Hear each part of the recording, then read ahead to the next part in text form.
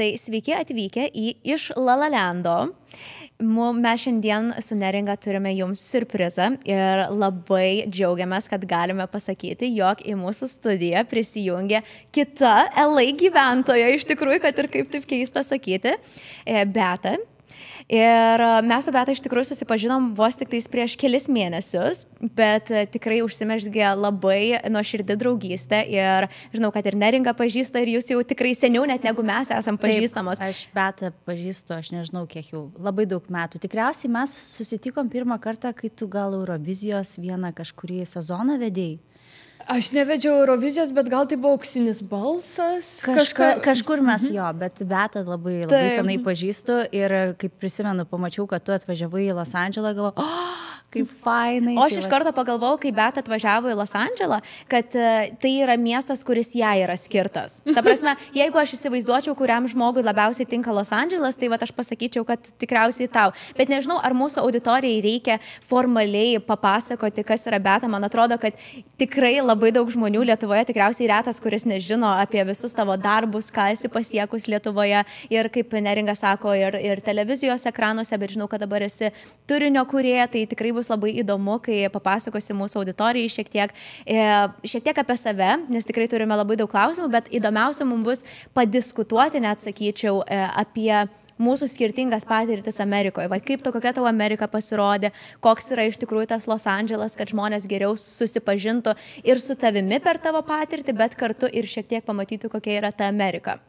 Mes apskritai esam visos labai skirtingos ir aš prisimenu, kaip mes pradėjom tik podcastą, tai buvo labai įdomu su Nerija kalbėtis, nes mes kartu ir panašiai, bet ir labai skirtingai patiriam tą patį miestą. Ir prisimenu, kaip mes su tavim pirmą kartą susitikom pietų, irgi buvo tų tokių labai įdomių dalykų, ką tu, pavyzdžiui, pamatėjai, o aš galbūt nepamačiau. Tai bus tikrai labai įdomu visiems padiskutuoti, žodžiu, pro mūsų visų prizmę Los Andželo pažins mūsų klausytojai. Tikrai. Visiškai. Tai labai ačiū, kad pakvietėt, man labai smagu čia būt.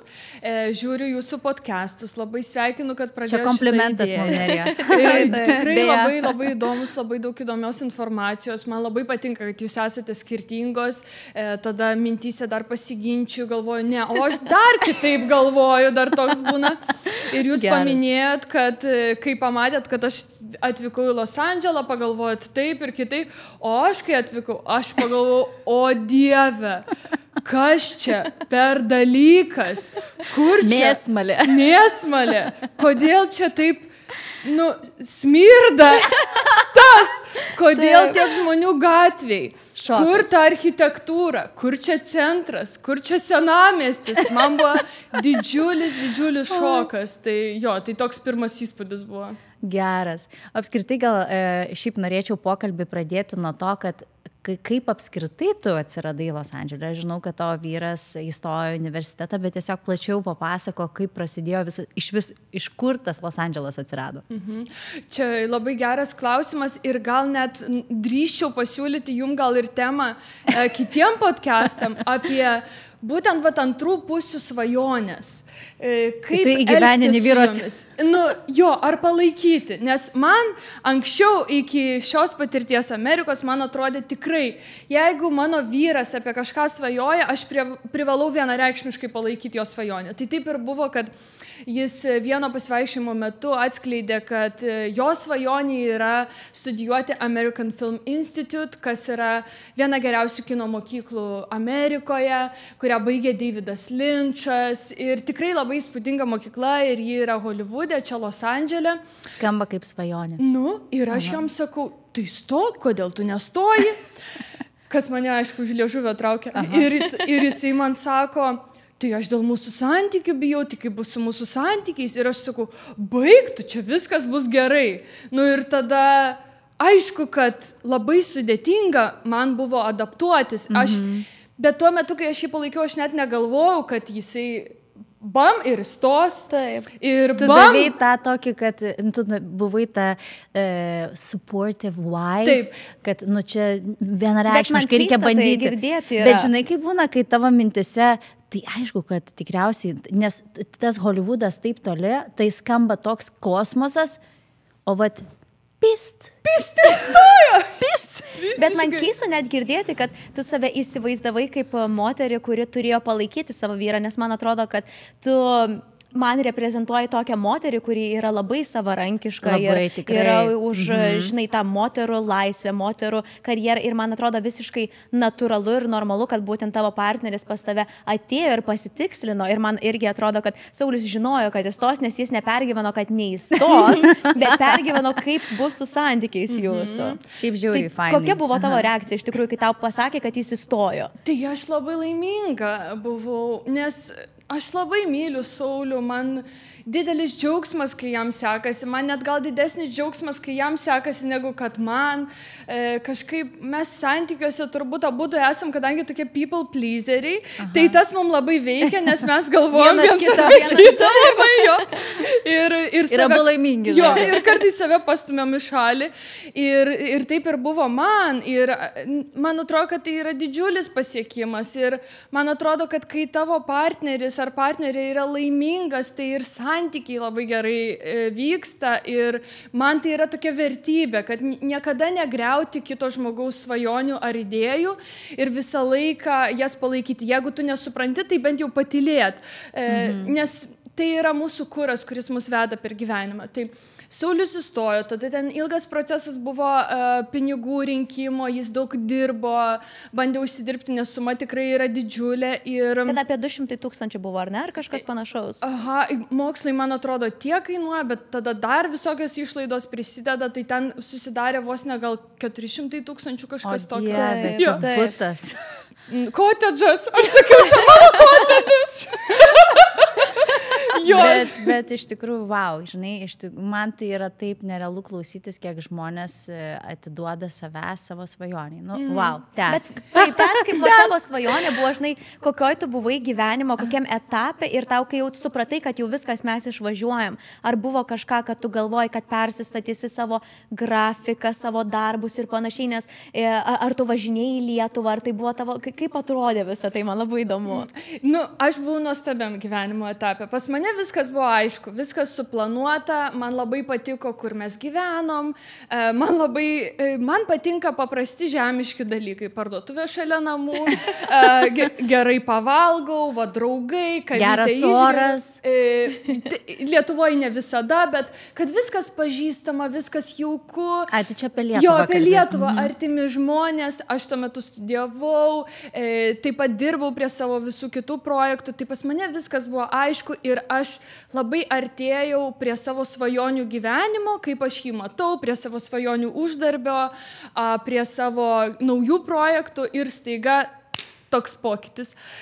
Ir, nu, tai man buvo labai sunku adaptuotis. Pirmus metus aš važinėjau, nes aš baiginėjau psichologijos bakalauro Vilniaus universitete, rašiau bakalaurinį darbą, atlikau praktiką.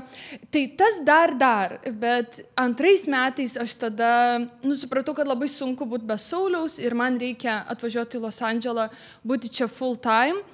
Nu ir žinokit, buvo labai sunku. Labai sunku taip viską pakeisti, nubraukti, nes iš pradžių teoriškai man skambėjo, kad pats tas man šiek tiek atsitraukti, pailsėti. Aš prisimenu tą mūsų pokalbį. Jo. Nes tu kaip ir mokysi, tau kaip ir visai geras laikas buvo čia, žinai, tu dar galėjai menedžinti šitą visą dalyką. Taip. Ir tada, kai atvažiavau, tai jau mokslų nebėra, bet tuo pačiu Vilniaus universitete kažkokie ryšiai užsimezgė, aš pamilau tą bendruomenę, mielai būčiau tęsus toliau studijas, nes tikrai padariau didelį įdirbį ir aš nusprendžiau vis dėlto atvažiuoti čia. Ir skamba gerai, aš pailsėsiu, o kas? Padirbsiu truputį, pakeisiu aplinką, bet realiai yra, kad tu prabundi. Saulius išėjęs į studijas ir toksai girdi, kaip sirenos kažkur varinėja. Ir viskas. Man taip, žinok, mane primena, aš negaliu, aš klausau. Nes, žinai, žmonės, kurie, pavyzdžiui, svajoja išvažiuoti arba ten apie bet kokią galimybę, netgi, žinai, žmonos išvažiuoti dėl, vyrai gauna kažkokią komandiruotę, tarkim, ir išvažiuoti. Ir tas atrodo taip glamūriška, bet iš tikrųjų tu turi surasti save. vat tą savo vietą, o kas aš esu, jis tai siekia savo svajonės, o kur esu aš. Tai vat tokiam žmogui kaip tu, kuris turi tokią karjerą, kur jau yra nuveikta šitiek daug, atrodo, įleidai šaknis, jau liko 10% iki ten, kur, vat, žinai, atsisėstum ir sakytum, va, žiūri mano diplomai, čia mano knygos ir va tokia, žinai, visiškai vėl atradimas savęs iš naujo. Čia tikslu, taip visiškai. Dar aš pridėsiu iš tikrųjų, kad ar tu esi gyvenusi kažkokiam kitam didmiestyje apart Vilniaus, ar keliavusi gal kokiam Londone, nes pavyzdžiui, man Los Andželas nebuvo toks kažkoks tai labai didelis šokas, nes aš prieš tai Čikagoj gyvenau. Gal ir Čikagoj, kai mes atsikrausėm, mes gyvenom užmiestyje, irgi toks sėslesnis gyvenimas buvo, bet aš neįsivaizduoju, vat, kaip žmogus tiesiog iš Vilniaus, jeigu negyvenęs, kad ir bet kur Londone ar dar kažkur, kaip va, tas čia ir Amerika yra, būtent iš Kauno. Aš tai iš Kauno, aš irgi nors ne gyvenus, aš truputį Turkijoje esu, bet vis tiek. Taip, ir tu, va, tikrai čia ir Amerikos tas komponentas, ir dar Los Andželo. Aš esu gyvenus Maskvoje, tai visai didelė, taip, labai, bet labai. Aš ten dirbau. Taip. Tai irgi per Tai darbą rutiną žmonių ir tokia rutina ir man labai svarbu save realizuoti. Tai tas komponentas buvo užpildytas. Esu gyvenusi Azerbaidžane Baku, tai ten, kadangi turėjau draugų ir pažįstamų, tai tas komponentas buvo užpildytas.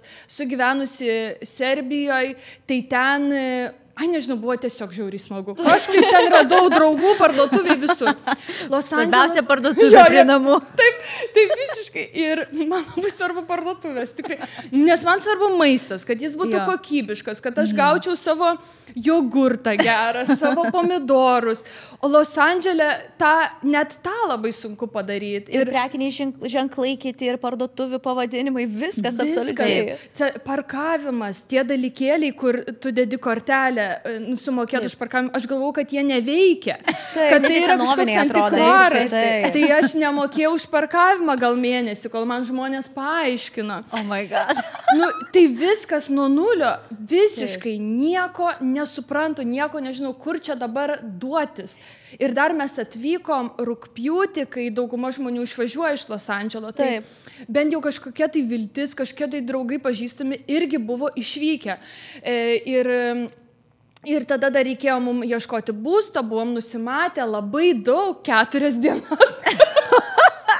Būsto radimui. Ir mes vaikštom tokie jetleginiai zombiai, kažką numerius užsirašau nuo tų, kur namų parašyta, kad for rent, lease. Jūs čia taip ieškojat? Kaip Palangoj pas močiutės. Žinokit, baisu. Tikrai dabar tu man neparašai, reikia iš karto rašyti. Tai kad man viskas neaišku buvo, aš absoliučiai neadekvati buvau, aš nežinau, kur pirkti tą patį maistą, į kurią pardėjai. Eidavom į Gelsons ir tada, kaip čia tai brangiai, aš nesuprantu. Arba ten Lazy Acres, tada supratau, kad Trader Joe's fainai, arba kitos yra parduotuvės. Viskas neaišku. Tai va šitas buvo momentas. Bet kaip baigėsi ta buto paieška iš tikrųjų, ta prasme, kaip nes aš neįsivaizduoju, čia man skamba, kaip tu atvažiuoji į Palangą ir anksčiau būdavo tie automobiliai išsirikiavę ir ten yra... Prieš važiuojant į Palangą. Būtent, nes iš tikrųjų Amerikoje buto paieška yra tikrai labai sudėtingas procesas ir man labai įdomu, kaip čia žmogus gali atvažiuoti. Aš šokė esu. Va šiek tiek žmonėm papasakosiu, kaip vyksta visas tas procesas. Tai iš tikrųjų, kad tu čia gautum butą, yra tikrinamas tavo asmens kodas, taip vadinamas social security. Taip. Ten tu turi turėti gerą kreditą. Reiškia, kad jeigu turi kreditinių kortelių, esi jas laiku išsimokėjęs. Jeigu turi automobilių, visi pavedimai, apmokėjimai padaryti laiku kiekvieną mėnesį. Ir ten, labai svarbu yra, pavyzdžiui, jeigu tu esi išmestas iš kažkokio buto, nes nemokėjai savo nuomos prieš tai, viskas yra parašyta ten. Man atrodo, maksimumas yra gal 850, minimumas yra ten 500. Ir žmonės žiūri, atkreipia tai dėmesį, net labai dažnai skambina tavo darbo vietai patikrinti, kiek tu uždirbi, ar tavo stabilus yra, žodžiu, mėnesinė alga. Tai kaip įmanoma atvažiavus, bet ką jūs turėt padaryti, kad įtikintumėte nuomuotoją, ar kaip jie vadinasi, duoti jums butą. Čia crazy, man apskritai, aš noriu pasakyti, šitas pokalbis man jau yra kaip terapija. Ačiū jums už tai, nes aš galiu išgyventi iš naujo visą tą tokį šoką. Ir dabar pasijuokti jau tikriausiai. Ir pasijuokti, ir tuo pačiu truputį gal ir savęs pagailėti, ir taip su švelnumu į save pažvelgti.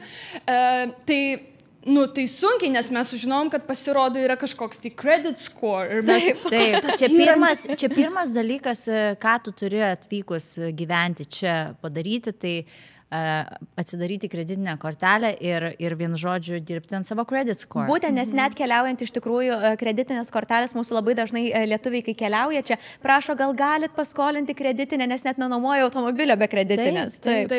Nu, tai mes kur tik nebuvom, mes ir buvom pas kažkokią, tai, nu, sugalvosiu vardą Lena, tarkim, kažkur Hollywood Hills. Kur imigrantai gali padėti šiek tiek. Jinai pasirodo porno filmų, yra prodiuserė, pas ją namai pilni kristalų, nu tokia labai keistos atmosferos moteris, jinai net nežvelgia man į akis kažkodėl.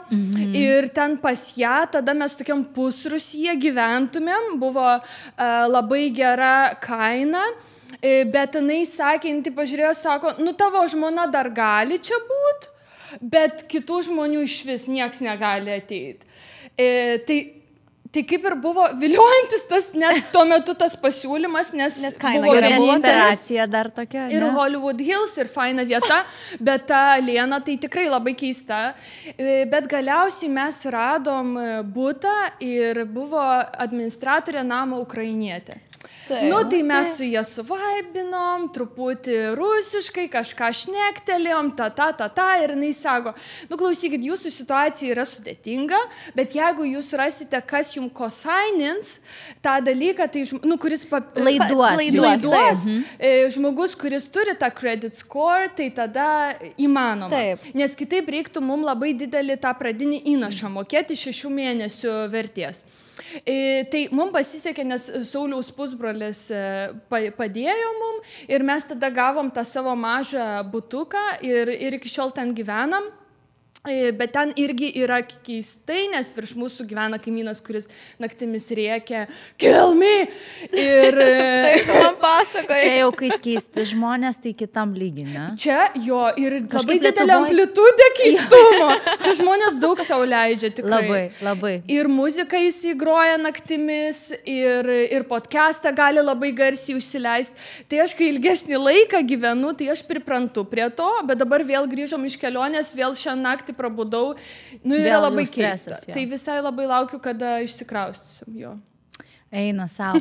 Bet kaip tu apskritai, kai jau priėmė tą sprendimą, tarkim, išvažiuoti, jau tu savo pasakai, čia gal ne tie kartai, kai tu pirmyn atgal važinėjai, bet jau kai tu supratai, kad tu jau čia nori būti ilgiau, kaip tu tvarkeisi su tuo, nu, savęs palikimu, nu, ne tai, kad palikimu, bet karjerą, aš, Saulius ir kaip aš dabar tai, žinai, kaip aš tarp visų šitų žongliruosiu ir kas bus po to, ką tu planavai, kaip tu dėliojasi šitą? Tai tas sunkus buvo momentas atsitraukti kažkaip nuo visko ir atsimenu, kad daug nerimo patyriau, bet yra džiugus momentas tas, kad aš jau seniai pakeičiau savo karjerą ir dauguma darbų pas mane yra nuotoliniai, tai nebėra kaip Substackas, Instagramas, su verslu taip pat irgi nuotoliu dauguma dalykų, tai nėra kaip kažkada buvo aktorė, kad tu turi būti fiziškai ten. Tai tas iš dalies buvo visai lengvas momentas, nejaučiu, kad kažkaip netekau pajamų ir be to man leido, mano viza man leidžia dirbti su Lietuva, tai bent tiek gerai. Nes jeigu, kažkokį pastovumą turi. Nes jeigu neleisti, tai mes su Saulium, nu tikrai, pas jūs gyventume. Pakaitom. Nes jo viza jam iš vis neleidžia dirbti, tai jisai ant studento vizą. O tu esi ant kokios vizos? Aš sakau, fiancé? Laundry vizą. Aš esu atskalbimo vizos.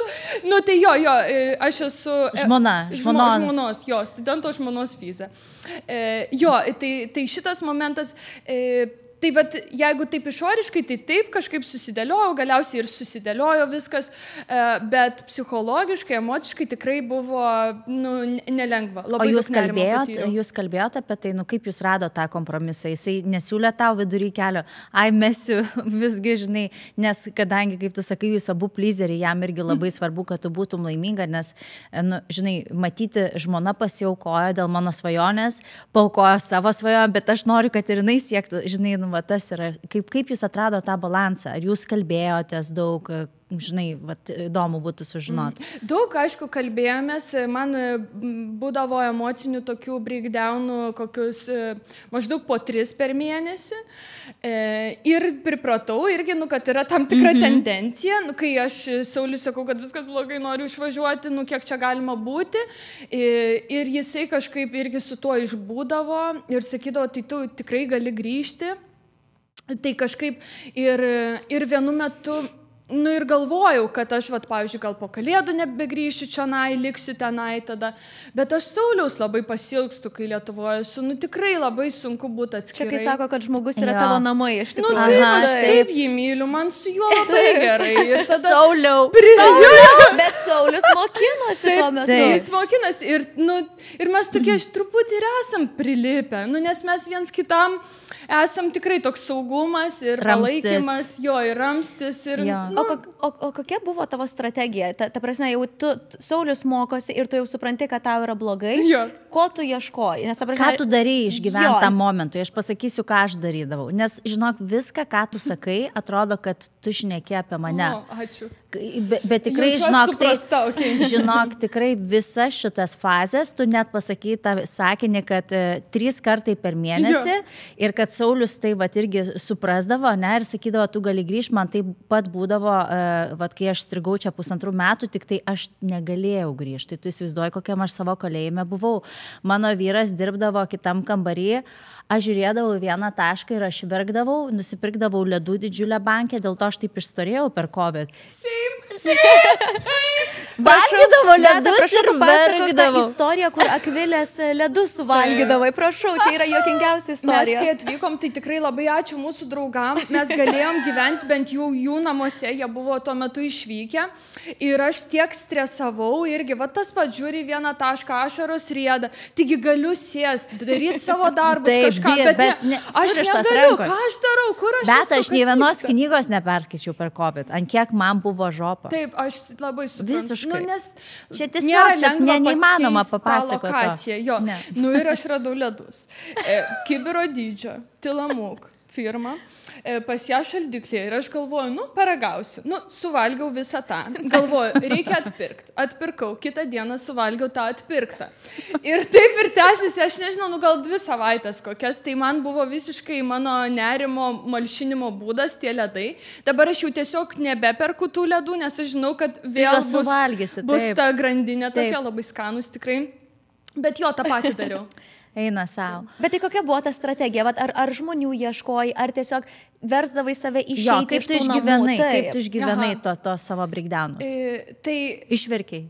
Man atrodo irgi labai svarbu pažymėti, kad kartais yra gyvenime laikas, kad tu tiesiog neproduktyviai tą ir darai ir neturi strategijos, nes nors aš dariau dalykus, aš pavyzdžiui gavau savanorystės vietą šitam University of Southern California, USC, kas yra nuostabu psichologijos tyrimų laboratorijai, tai važiavau tenais, padėjau daryti tuos tyrimus, bet vis tiek, nejauti, kad, kažko trūksta, kažko reikia. Ir sportavau, ir ten podcastų klausiau, ir tapau priklausoma nuo podcastų. Žodžiu. Ir žmonių kažkaip ieškau, bet su tai žmonėmis irgi ir ten, we should have coffee sometime. I never have. Jo, ir niekada neatrašo. Bet kaip tu ieškoji tų žmonių, tiesiog užkalbindavai, ar čia per darbą, per praktiką? Kažkas supažindindavo, arba per Sauliaus mokyklą. Tai irgi yra toks vienas iš būdų, bandžiau su Sauliaus kursioko 2 pusėm draugauti, bet ne su visais irgi, pavyksta, neužsikabina, kai kurie turi darbus ir yra užsiėmę žmonės. Tai žodžiu, atrodo iš pradžių darai viską, taip chaotiškai ir viskas krenta iš rankų ir tiesiog verki ir žiūri vieną tašką ir tada būna dienų, kur tai aš nieko nepadarysiu ir tiek to. Bet kažkurio momentu atsiranda tokių šviesos kabliukų. Ir man didžiulis šviesos kabliukas buvo, kad aš atradau improvizacijos mokyklą. Mano draugė lietuvė ją parekomendavo man. The Groundlings mokykla yra viena seniausių Amerikoje. Ją baigė Liza Kudrow, Jennifer Coolidge, tas Will Ferrell. Žodžiu, labai žinomi aktoriai ir tai yra tikrai tokia nuostabi mokykla. Ir aš iš nevilties tiesiog pagalvojau, nueisiu ten.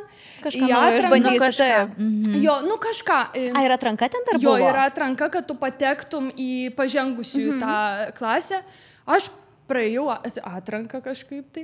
Tada nuėjau į tą klasę, tada praėjau jų testą, po to vieno kurso praėjau testą, patekau į tą aukštesnį kursą. Tai dabar aš galvoju, kaip čia man ištaikyti laiką, kai grįšiu į Lietuvą, kad grįžtų atgal dar jau praeiti. Aš užsikabinau. Jo, tai dabar tave įtraukia, čia jau tu turi kažką. Kultą. Aš turiu savo kultą. LA turi turėti savo kažkokį kultą, kažkokią minisektą. Tai aš iš tikrųjų norėjau tavęs paklausti, ar kreipeisi į, tarkim, lietuvių bendruomenę, nes labai dažnai, kai atvažiuoja lietuviai, pavyzdžiui, Čikagą, mano atveju, kai mes ten atvažiavom su mama, iš tikrųjų toks išsigelbėjimas yra turėti savo lietuvių bendruomenę ir ten yra labai daug žmonių. Ten aš kaip visą laiką sakau, kad žmonės suprastų, kiek lietuvių gyvena ten. Tai kokią nors profesiją sugalvoja, bus lietuvis, kuris atstovauja, žodžiu, ar tai kirpėjas, ar siuvėjas, ar bet ką tau reikia.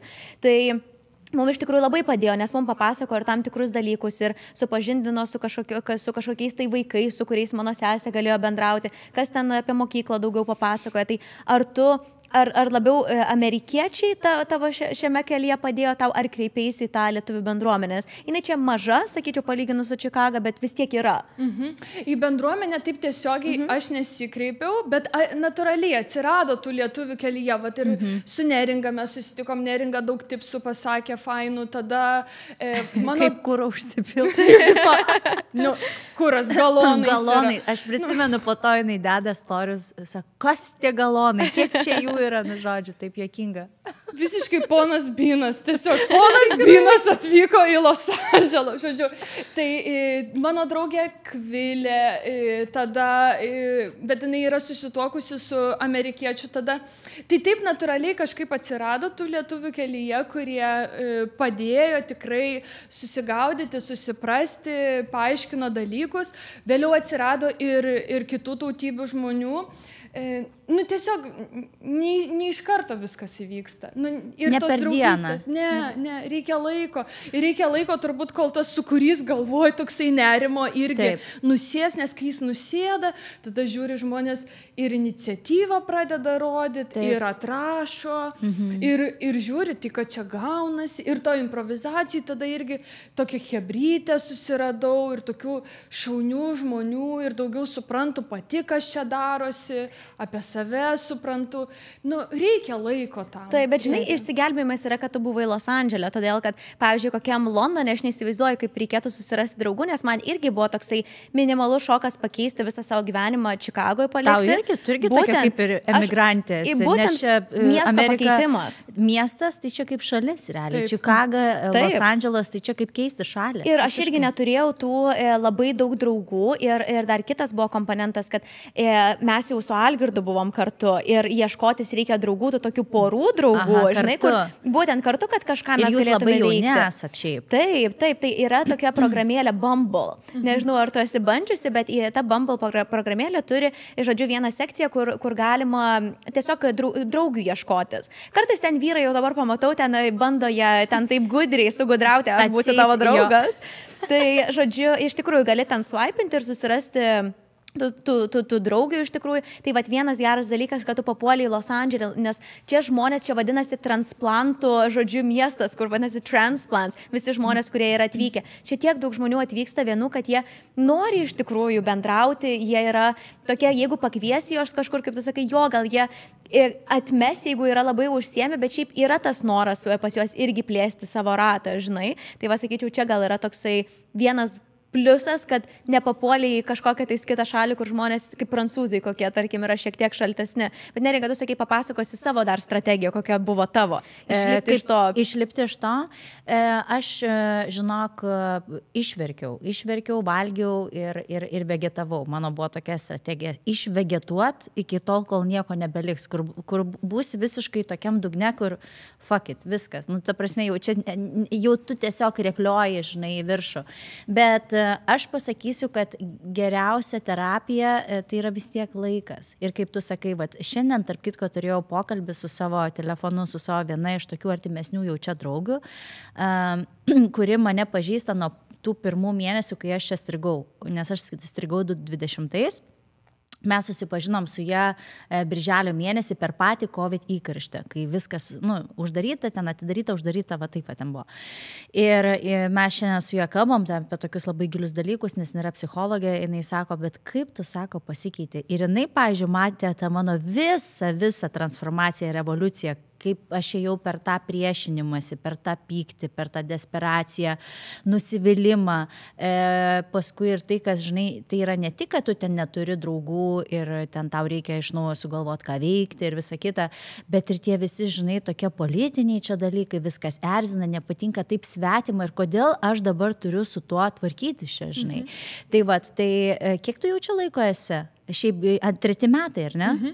Tai tu dabar prisimeni save pradžioj, prisimeni tą juodą periodą ir dabar jau pas tave yra tas, žinai, kad jau fainai, jau cool, jau tu pagauni, ne, kas yra LA. Jau ir tie žmonės, kaip ir jie, tu supranti, čia keistų žmonių kategorija, šiti labai tokie faini, cool ir visai tos patirtis pasikeičia, bet visgi, kaip ir tu sakai, reikia laiko ir reikia čia gyventi. Reikia čia būti. Taip, ir tu labai gerai, kažkaip, kaip pasakėjai apie draugę psichologę, tai aš irgi, kaip būsima psichologė, irgi noriu, gal kažkam bus aktualu pasakyti, tokių tipsų. Tai man atrodo, kad, ką ir tu gerai padarei, ir aš gerai padariau, nors tuo metu taip neatrodo, reikia leisti savo išjaust. Jaust, kaip jauti, blogai. Ir aš draugams skundžiausi, kad čia blogai, čia man nepatinka, čia prastas miestas. Ir jie labai išmintingai, klausė tą mano burbenimą ir aš burbėjau tol, kol baigėsi. Aš pradėjau džiaugtis tiesiog. Taip, o šita draugė mano, žinok, su kuria mes kalbėjom, aš kaip dabar prisimenu, aš tada prisimenu, žiauriai burbėjau per vieną vakarienę ir jinai jau ją užkniso, nes jau buvo, žinai, eilė burbėjimų kiekvieną kartą susitikus ir jinai sako, Neringa, klausyk, sako, tu turi 2 pasirinkimus, arba burbėt, kaip čia viskas blogai, sako, o kodėl tu įsivaizduoji, kad Amerika turi tave servant? O kodėl tu, sako, įsivaizduot, kad čia turi būti, čia tau ne Disneylandas, tai yra šalis, country of opportunities. Tai sako, arba tu get it, arba sako, arba voniš čia, žinai. Bet jinai taip man, žinai, griežtai pasakė ir aš tokia, kaip, žinai, kaip sėsk 2 suolė tokia klausau. Okay, I got it. Bet čia labai įdomus momentas, kurį tu pasakai, kad reikia kartais gyventi savo nepatogiuose jausmuose. Aš labai esu toks žmogus, kuris vengitų. Jeigu man nepatogu, tai aš pasišalinu, bet kartais iš tikrųjų reikia išgyventi. Ir žinok, kol tu nepraeini to viso, neprabrendi ir aš jaučiuosi, žinok, tiek daug prabridus, nors ir kitiem atrodo, kad čia nieko aš nebridau, žinai, nes ką tu čia brisi, žinai, tipo, tu turi vyrą ir visą kitą ten, bet čia ne apie tai eina kalba, čia žmonės serga depresija ir kurie turi pinigų. Ta prasme, kodėl tas yra, tai čia nieko bendro neturi su tavo vidinė psichologinė būsena.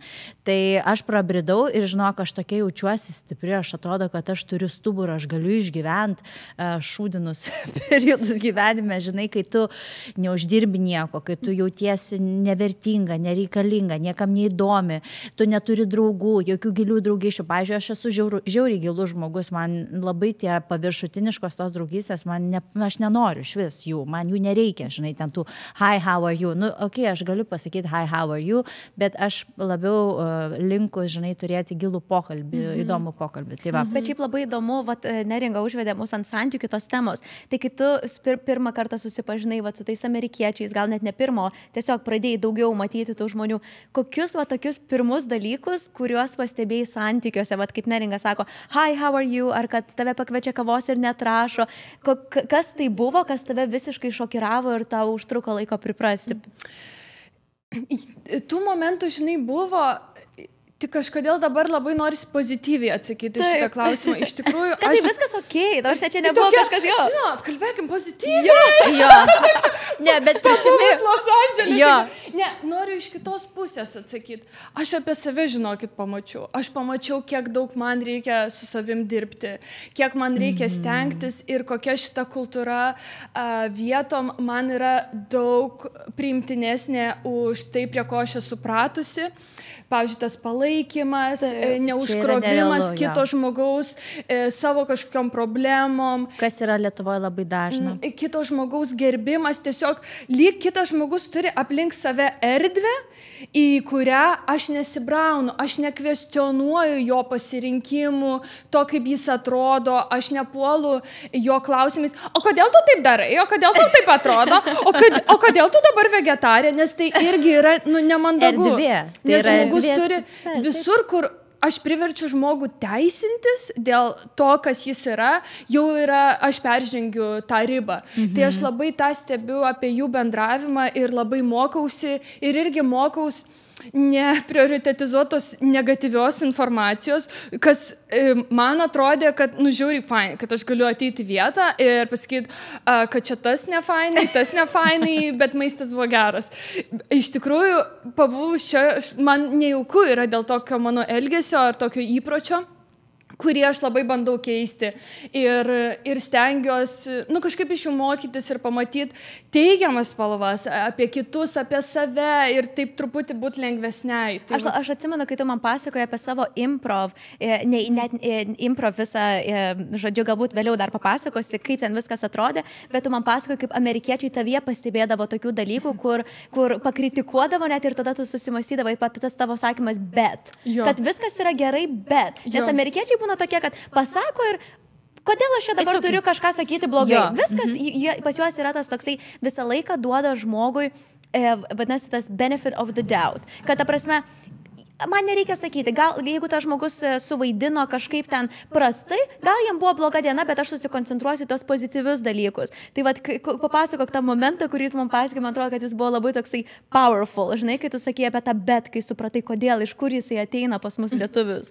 Tai iš tikrųjų improvizacija man buvo ne vien apie improvizaciją, bet ir apie kultūros pažinimą savęs ir toks nulūžis galvoje, didelis toks proveržis. Tai improvizacijai yra taisyklė, kad visą laiką sakai yes and. Taip ir, žodžiu. Partneris pasako, aš nuėjau į kavinę ir sutikau drakoną. Ir ten galvoju, tai koks drakonas kavinė, ką tu čia dabar šneki? Žodžiu, kad gali tokios mintis. Bet jie neegzistuoja. Come on, iš naujo.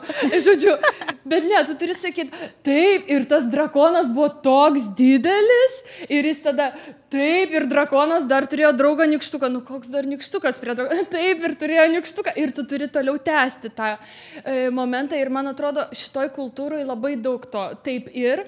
O nežinau, mano patirtis apie lietuvišką kultūrą yra labai subjektyvi, bet aš esu visai pripratus, kad, taip, tu fainai pasakei, bet, žinai, yra dar kitų dalykų, kuriuo tu nepaminėjai. Kas yra iš tikrųjų, tokia, puikybė iš tikrųjų. Puikybė, jo. Jo, kai susimastai apie tai. Ir kai mums pristatė šitą taisyklę improvizacijai, visi, pritarė, sutiko, fainai, ir aš, ir Britas. Bet yra situacijų, kur iš tikrųjų yes, but daug juokingiau skamba. Ir visi mus taip žiūri ir mes bandėm pateisinti, kad negatyvas iš tikrųjų irgi turi teisę būti ir jis yra labai juokingas, bet mus labai greitai suvartė mokytojas. Ir mes turėjom prisitaikyti prie tų taisyklių. Tai vat, improvizacijai aš tą dalyką patyriau ir palaikymo didelę galę. Ir kai žmogus įvardė tai, ką tu darai gerai ir tu gali tada ant to pasistatyti viską. Tu žinai, kad, va čia mano stiprybės ir visą kitą aš dar prie to pridursiu. Ir vėliau improvizacijų turėjau labai griežtą mokytoją, man buvo labai juokinga, nes aš galvojau, kad jis grynas lietuvis yra. Nors jis ne lietuvis absoliučiai, bet toks lietuviškas. Kur suvaidini ir pasako tik tai, kas blogai. O tai, kas gerai, tai jau pati atsidžinai. Ir aš žinau, tą mokymo stilių, tą kultūrą, tai aš galėjau joje išgyventi, bet amerikiečiam tai buvo labai sunku.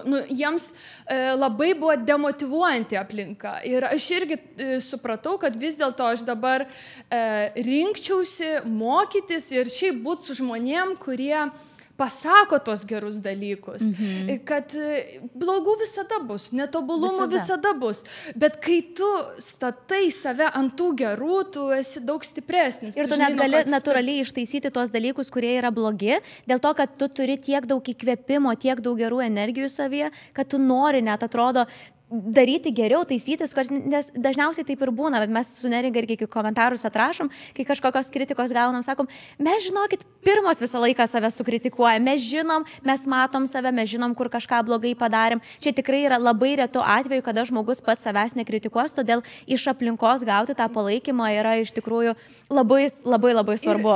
Ir mes lietuvės. Mes apie save jau tikrai viską pasigalvojam blogo. 100%.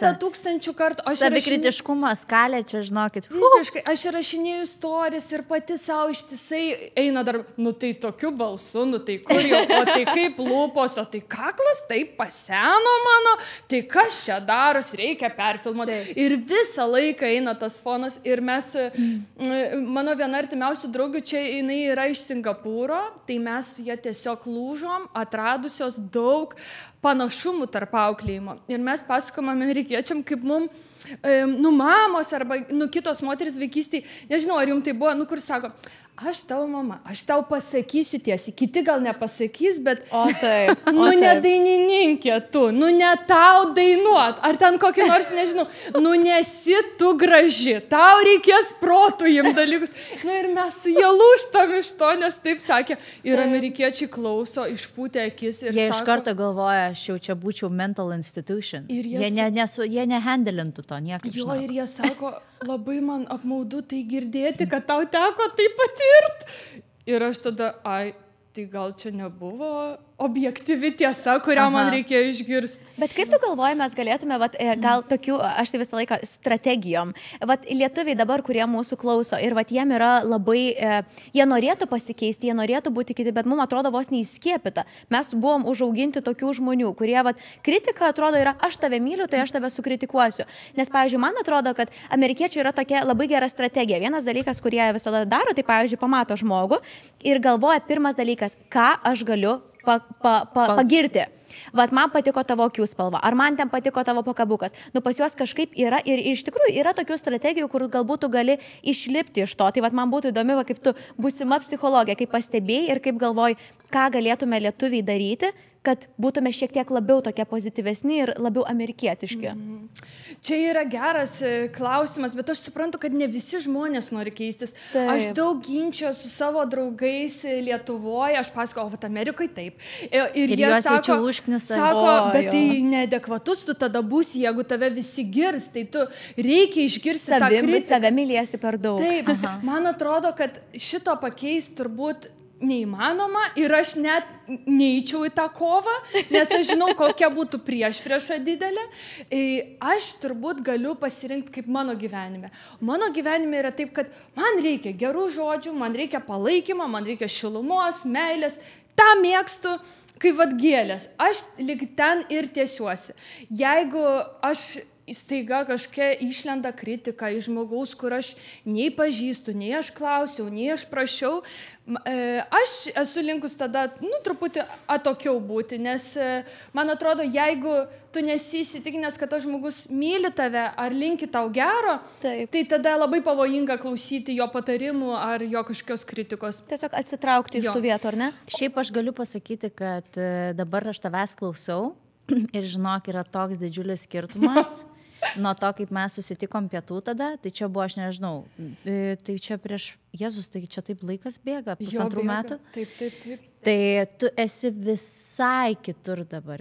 Ta prasme, tokia, žinok, nuo tavęs eina šviesa. Tokia, žinai, ne tai, kad tu nebuvai šviesa, tu visada buvai šviesa. Ne, tu visada, tada, žinok, buvau tamsa biškai. Jo, bet ne, tu buvai tiesiog, tau buvo labai didelis šokas ir tu su tuo bandėjai tvarkytis, bet tu dar vis tiek pozityviai, žinai, viską žiūrėjai ir visą kitą, aišku, paskui buvo ten tikriausiai visko, žinai, per tą laiką, kol mes nesusitikom, bet žinok, kad aš dabar tavęs klausau ir aš matau, kad tu jau esi tiek daug praėjus, tu esi, kaip sakant, in a good place ir tiek daug visokių emocijų, aš taip noriu net įsikišti ir pertraukti tave, ir aš ten buvau, ir aš taip, žinai, nes kitiems žmonėms atrodo, tugi Beata, žinai, tugi ten būsima psichologė, tai tau atrodo, kad lengva, ar ten tų problemų neturi, žinai, tu kažko neišgyveni, tu esi lygiai toks pat žmogus kaip ir kiti žmonės ir aš galvoju, kad didžiausia mokykla, atsakant ir į tavo klausimą, pasikeisti, tai yra paimti tokį žmogų kaip tu, ten aš ar Beata, iš tos visos aplinkos ir įmesti kažkur kitur. Ir jam leisti išgyventi. Tai mus įmetei kažkur, ane? Ir tu iš vis ateini su visai kitokia, ten, nežinau, mokykla, draugais aplinka, ar ne? Ir taip pas jūs ten menininkai aplinkui Lietuvoje, tai čia, žinai, pas mane tai ten buvo tokios, žinai, draugės visos, kaip pasakyti, fifos ir ten, žinai, aš manau, kad tu, žino, geriau atrodai, kai nevalgiai. Okay. Ten, žinai, ta prasme, visai kitoks kontingentas moterų buvo, ne? Tai tarkim, aš irgi, taip, kai tu sakai, kai pragyveni daug, man, nežinau, kaip tau galėsi atsakyti, labiausiai pasijautė mano augimas ir progresas, kai aš grįždavau į Lietuvą. Tai būdavo toks, žinok, man šokas, kai aš atsisėdu su savo tom draugiam, kurias aš ten myliu ir kurios, man atrodo, ten taigi mano draugės. Ir visą laiką klausau, žinai, kur kokia Petrė ten buvo, kas ten kaip atrodo, žinai, ir tas toks, supranti, nes jeigu neapkalbi kažko blogai ir jeigu tas visas pokalbis nėra kažkoks kalbėjimas apie kažką, ne apie tave, ne apie mane, ne apie idėjas, ne apie kažką, tai mes nieko neapšnekėjom, ta prasme, čia nebuvo susitikimo, žinai. O čia ir man tada, žinok, buvo toks nušvitimas, aš galvoju, Jėzau, tarsi, kiek mes brainstorminam. Pavyzdžiui, kad ir mes su Nerija pirmą kartą susitikom, 4 valandas prasidėjom.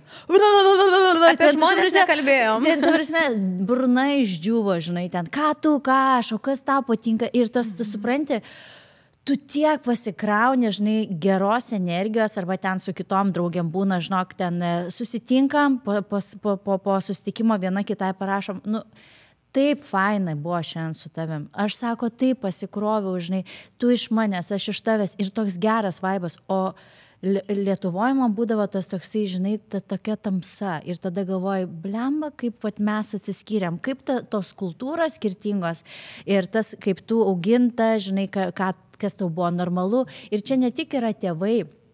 Pavyzdžiui, aš iš viso ateinu iš šeimos, kur buvo labai didelis palaikymas, bet ta pati mūsų edukacinė sistema, ta prasme, mokykloje, žinai, kodėl aš mečiau muzikos mokyklą, todėl, kad mokytoja man per nagus daužė.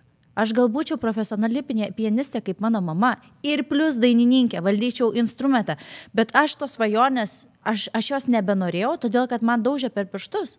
Ir aš mečiau mokyklą, aš išmaldavau, išverkiau mamos išimti mane iš muzikalkės geriausios. Ir dar pas vedėją buvau patalpinta, ten vienu žodžiu paimta, nes mano ilgi pirštai buvo, sakė, šita bus pianistė.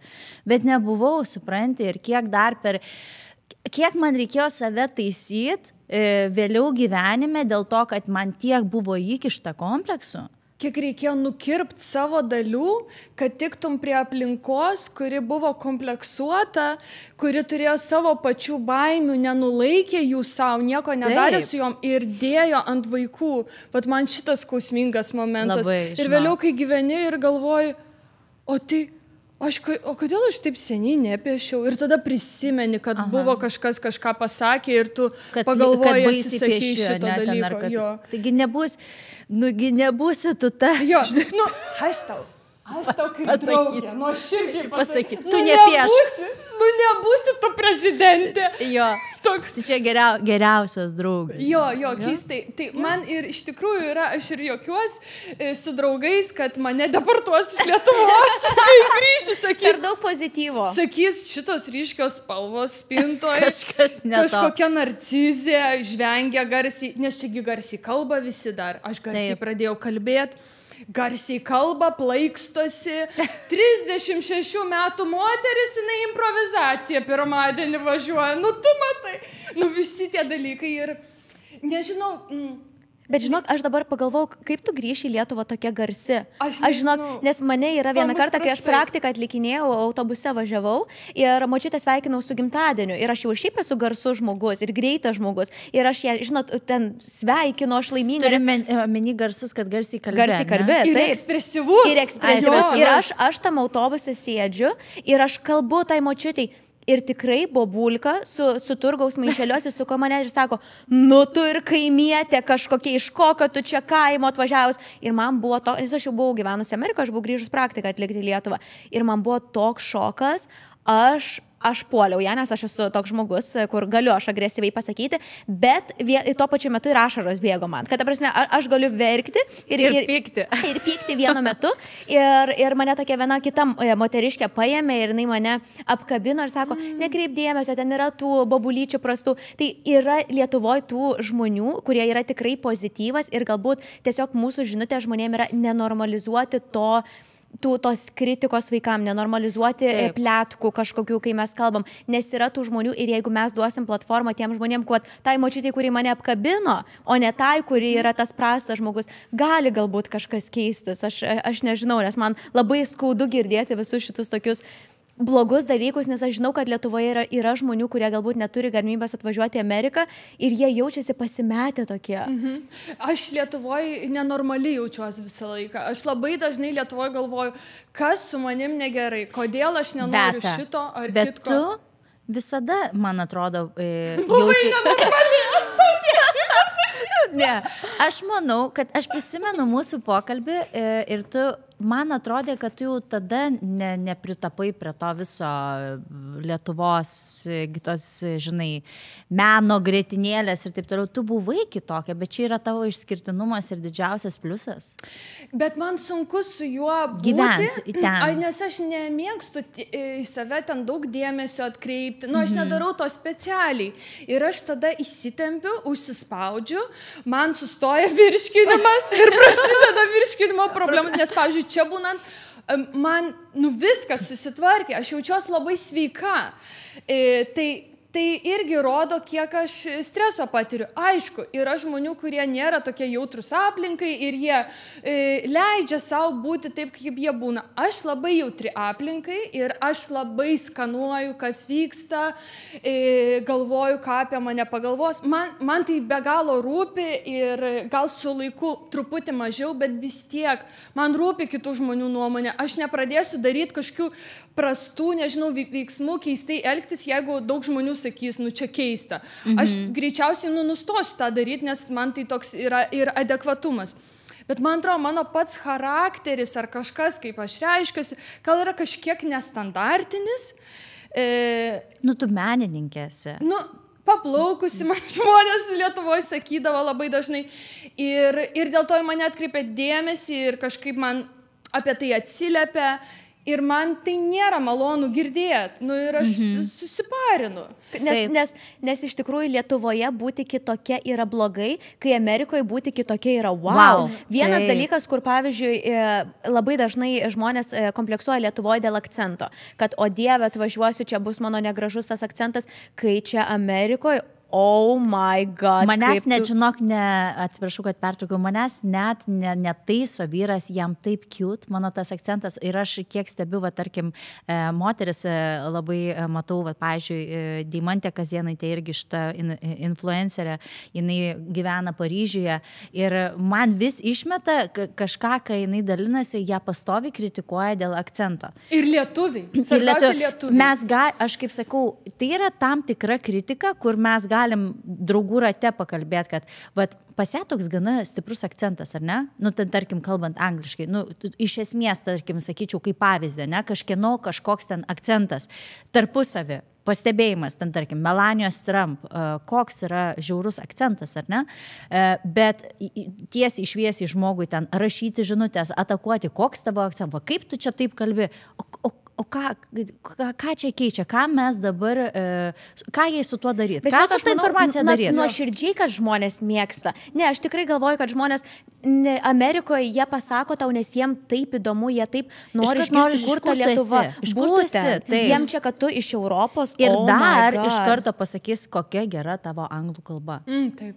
Taip. Tai, žinai, nes čia yra žmonės, kurie pragyvena 20 metų, jie vos kalba. Pavyzdžiui, aš į Miami nuvažiuoju, jie ten nekalba tiesiog, pavyzdžiui. Tam tikrose srityse dirbantys žmonės, jie iš vis neapsikrauna, kad jie nekalba, nes, o ką, aš nekalbu. Ir tiek, žinai, ir tiesiog nėra jokio streso tame. Yra dar kažkokių apčiopiamų pavyzdžių, kur tau, vat, kaip Neringa minėjo, kad tu labai atrodai tokia išsilaisvinusi ir pasikeitusi.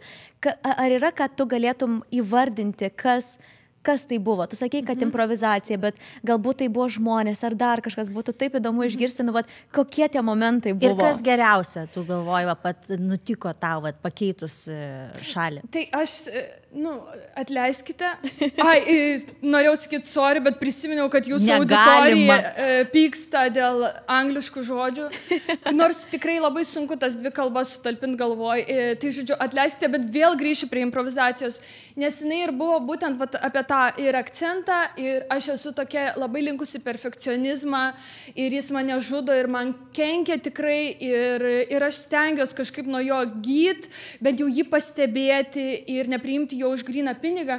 Tai man improvizacija buvo tokia įkūnyta to patirtis. Pavyzdžiui, tai mano anglų kalba yra gera, tikriausiai, ačiū tau labai, bet aš kartais vis tiek ten improvizuoju, greitai išnekėjau, aš pasakau she have ir tada, arba sako, dabar greitai, aš pasakau jums žodį ir jūs greitai turit reklamą pasakytam žodžiui. Ir sako, Velcro. Aš numirčiau, žinok, tokia improvizacija. Man reikėtų iš tikrųjų nueiti, nes čia yra toks lipimas per save. Čia nuostabu, čia labai gerai. Ypač perfekcionistam, fantastika.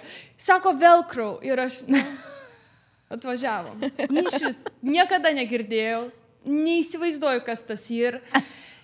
Ir ką, ir aš pripratau improvizacijai net nebeklaust, kas tas ir.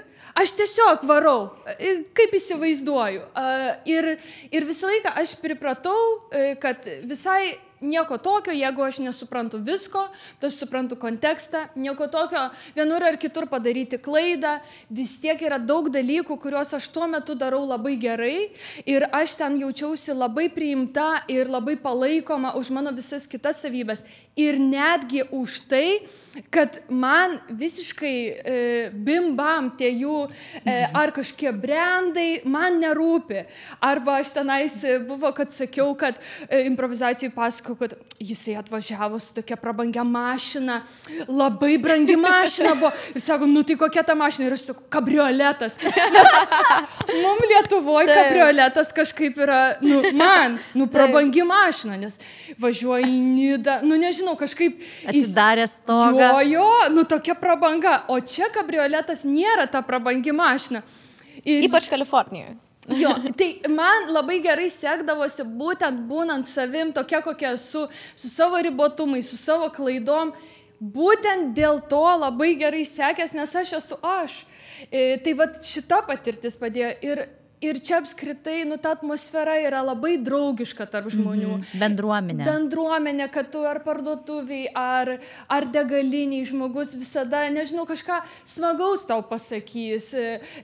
Keliavom po Jozemitę, aš įsistebėliau žmonės, kurie kalnų upelyje maudėsi ten iki kaklo, o ten baisiai šalta. Ir jie sako, ar norit prisijungti prie mūsų?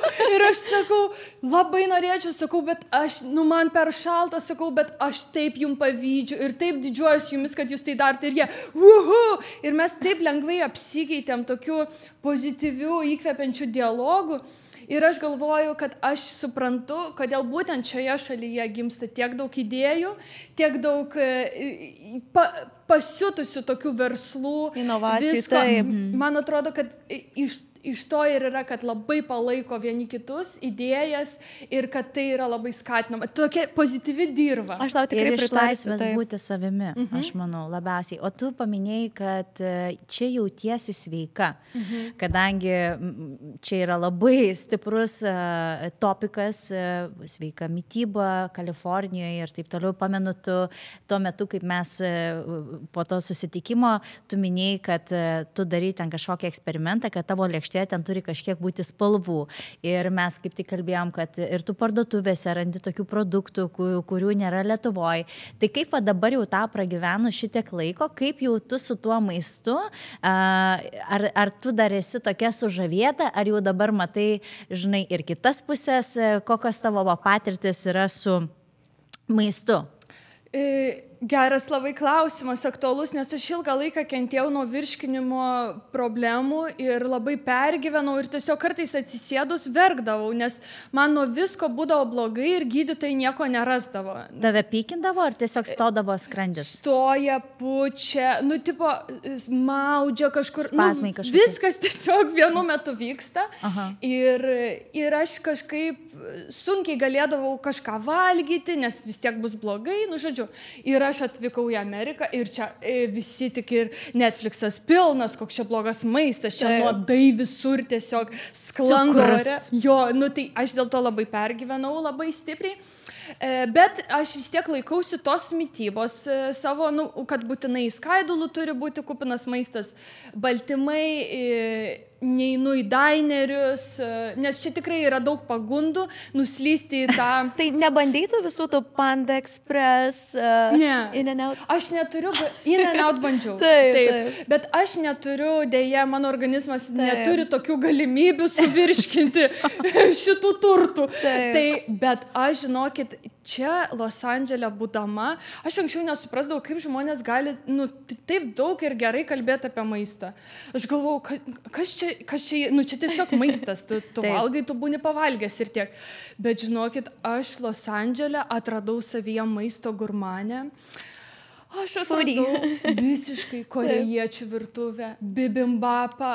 Žinokit, apie bibimbapą galėčiau 2 valandas. Prašau, papasakok auditorijai. Aš nebuvus. Tai jeigu tu suvirškinsi ir aš suvirškinsiu. Žodžiu, čia yra nuostabus Koreatown, tai korėjiečių kaip miestelis, tai ten yra... Tai čia šalia Downtown'e, ne? Taip, vieta. Ir ten yra korėjiečių spa, iš vis, kur pagal visas senovinės taisyklės moteris eina visos nuogos. Taigi tu buvai Vispa. Taip, Vispa. Jo, mano mėgstamiausia. Nuostabi vieta, irgi tokia atgaiva ir ten irgi yra bibimbapas, bet dabar radau dar geresnį bibimbapą, bet iš esmės bibimbapas yra kaip ir jų toks troškinys, pateikiamas tokiu karštoj akmeniniai lėkštėj, ten yra ryžiai, ten gali būti tofu arba mėsos kažkokia alternatyva, kimči, fermentuoti dalykai, grybai, žodžiu, ir jį atneša ir jis toks visas šeža ir tada tu taip išmaišai. Net celės dabar tysta. Ir tai yra, tokia dovana organizmui šitas maistas. Tai aš šitą atradau ir plus dar čia labai gera meksikiečių visa virtuvė. Taip, nes mes prie pat Meksikos. Taip. Takos ir ten labai daug spalvų ir labai sveikas tas maistas, toks turtingas. Tai japonų dar virtuvė. Tai žodžiu, man Los Andželas yra tikrai tokia gastronomijos sostinė ir jis man suteikė irgi tą efektą, pagerino visą mano šiaip organizmo sveikatą, bet ir dar atvėrė gastronominių tų malonumų. Bet žinai, kai aš tik tais atvažiavau į Los Andželą, aš visada, kai žmonės čia keliaudavo ir manęs klausdavo, aš jiems sakiau, kad Los Andželė yra labai prasta virtuvė. Turiu omeny, kad restoranai, pavyzdžiui, palyginus su Dubajum ar ten su, pavyzdžiui, Paryžium. Ir tada aš supratau, kad Los Andželo virtuvė yra tiesiog kitokia, ne tokia, kaip aš pripratusi Dubajuje, tiesiog eiti į gerus restoranus ir ten bus kažkas skanaus, yra kažkokie tais labai dideli ženklai, ten čiprijanis ar dar kažkas. Los Andželas yra turtingas, tokia autentiška virtuvė, kaip tu sakai, nes pavyzdžiui, tie Pietų Korėjoje visi šefai ir taip toliau netgi gauna labai didelės stipendijas važiuoti ir įkūrinėti savo restoranus būtent tam Koreatown. Ir todėl mes turime tikrai, mano mėgstamiausias yra Korean barbecue, tai kur pats kepiesi tas mėsytes. Esu labai daug dariusi video apie tai, nes man ta prasme, mes su vyru netgi turėjom priklausomybę, kiekvieną penktadienį važiuodavom.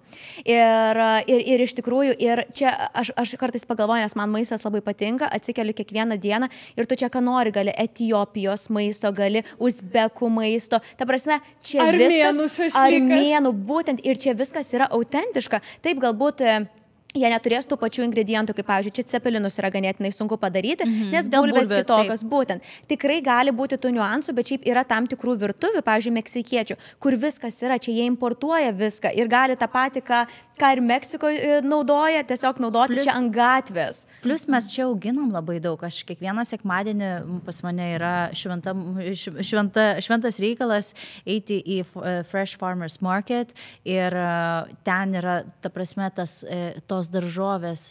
Aš nežinau, aš net Lietuvoje tokios skonio daržovių, žinai, va, tai kartais ten braškių, pavyzdžiui. Taip, net tokių skonių Lietuvoje nėra.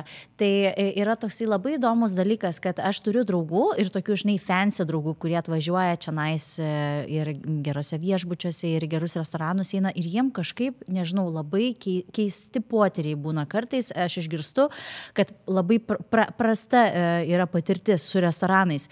Man, žinokit, gal dėl to, kad aš jau esu pripratus prie tų chemijų visų, aš nežinau, ar chemijų, ar ne chemijų, ar tiesiog tie skonio receptoriai yra adaptavęsi, man net italų maistas arba ten prancūziška virtuvė čia kartais yra geriau negu pačioj Prancūzijoje. Aš turiu tau paantrinti, žinok, tikriausiai cancelins mane dabar žmonės. Bet tu pasakyk, buvai Florencijoje. Žinokit, jūs esat labai rizikingos. Florencijoje pasakysiu, iš tikrųjų pasakysiu, Florencijoje ne. Florencija buvo man išimtis, todėl kad mes grįžom ir mes su mama sakėm, tikrai, kur ėjom, mažas restoranas ar didelis, visur buvo skanu. Nu, bet mes su vyru... labai išsirinkot tikriausiai. Būtent, bet pasakysiu, mes su vyru nuvažiavom į pietų Italiją, tai ten Positano ir taip toliau. Nu, toks prastas maistas buvo, mes su vyru grįžom ir žinokit, iš to pykčio ėjom į Lavo. Nu, nes Lavo yra itališkas restoranas, man ten yra labai skanu. Ar tas pats Il Pastajo? Il Pastajo. Ir ta prasme, aš tikrai jau, ir aš tau pritariu, čia tikriausiai gali būti, ne tai, kad Europoje visada yra geresnis maistas, aš suprantu, ten yra maisto tradicijos ir, pavyzdžiui, pomidorus augina ten labai ypatingom sąlygom ir tikrai yra tų niuansų, kad jiem galbūt yra svarbiau, bet aš pasakysiu, man irgi atrodo čia pripratimo klausimas, aš visada sakydavau, Amerikoje man neskanų suši, nes aš pripratus prie suši eksprės, žinai, tų gigantiškų tokių rutulių. Dabar aš ten grįžtu, taip tikri, tokie su padažiukais. Jeigu tu užsisakai sushi roll, tai jisai mažas ir toksai, žinai, būna... Tu pradedi, tai Lietuvoje ten į burną netelpa. Pradedi vertinti kitus dalykus. Pavyzdžiui, ant suši ten, tarkim, ten toro tuna uždėta ir panašiai. Pradedi vertinti į steikas, koks yra geras. Tai dėl to aš ir labai nemėgstu, kai lietuviai atvažiuoja ir pradeda tik kritikuoti. Tai yra pripratimo klausimas, atsirinkimo klausimas ir panašiai. Bet čia tikrai jau po tiek metų gyvenant Amerikoje negaliu sakyti, kad tikrai Lietuvoje jau toks geresnis maistas yra. Nors anksčiau taip sakiau. O, pavyzdžiui, dabar vis tiek jau tiek laiko esi prabuvus čia ir tų skirtingų patirčių ir su maistu, ir su kelionėm galbūt, ir su pačiu Los Andželu. Bet dabar, jeigu tau reikėtų išvadą padaryti, kaip tau atrodo tas Los Andželas, ar tau jisai patinka kaip miestas?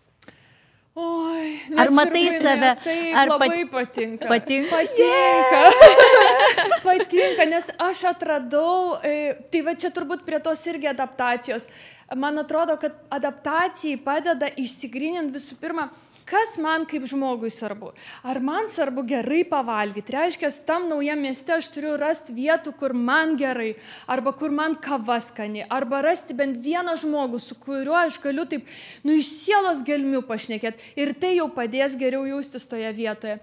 Tai aš atradau... Čia geras tipsas, beje, visiems, kas naujose miestuose pradeda gyventi. Aš atradau savo tos poreikius, kas man yra svarbiausia ir aš atradau čia ir dar daugiau atradau. Tai pavyzdžiui, aš viena iš rekomenduojamų vietų yra Philosophical Research Society.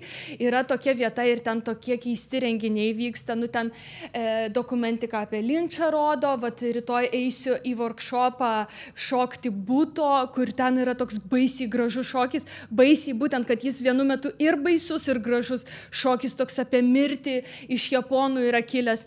Aš atradau savo tuos dalykus, kurie mane kūrybiškai labai stipriai stimuliuoja. Komedijos visą sceną, ten eidavau visą laiką į stand-upus, į improvizacijos pasirodymus, buvau spektaklyje, kuriame terapeutė, jinai yra ir aktorė, ir stand-uperė, vaidino apie prieraišumo teoriją, kas yra klasikinė psichologijos teorija. Ir jinai ten, žinokit, ko tik nedarė, ir nuogai išsirengė. Ir ant kelių žiūrovų sėdėjo. Man atrodo, mums reikia su juo daugiau laiko praleisti. Tai žinokit, ir aš žiūriu, ir aš galvoju, va čia yra net man drąsu. Ir man toks, o tai taip galima, tai gal ir aš taip noriu daryti, kad galima, kad Los Andželas praplečia tas visas ribas, kad nereikia kažkaip apsirengti beiž kostiumėlių, kaip Lietuvoje mes mėgstam. Arba juoda. Juoda, namuose pilkas interjeras, visur reigi vairuoji ir vasarą Nidoj praleidi.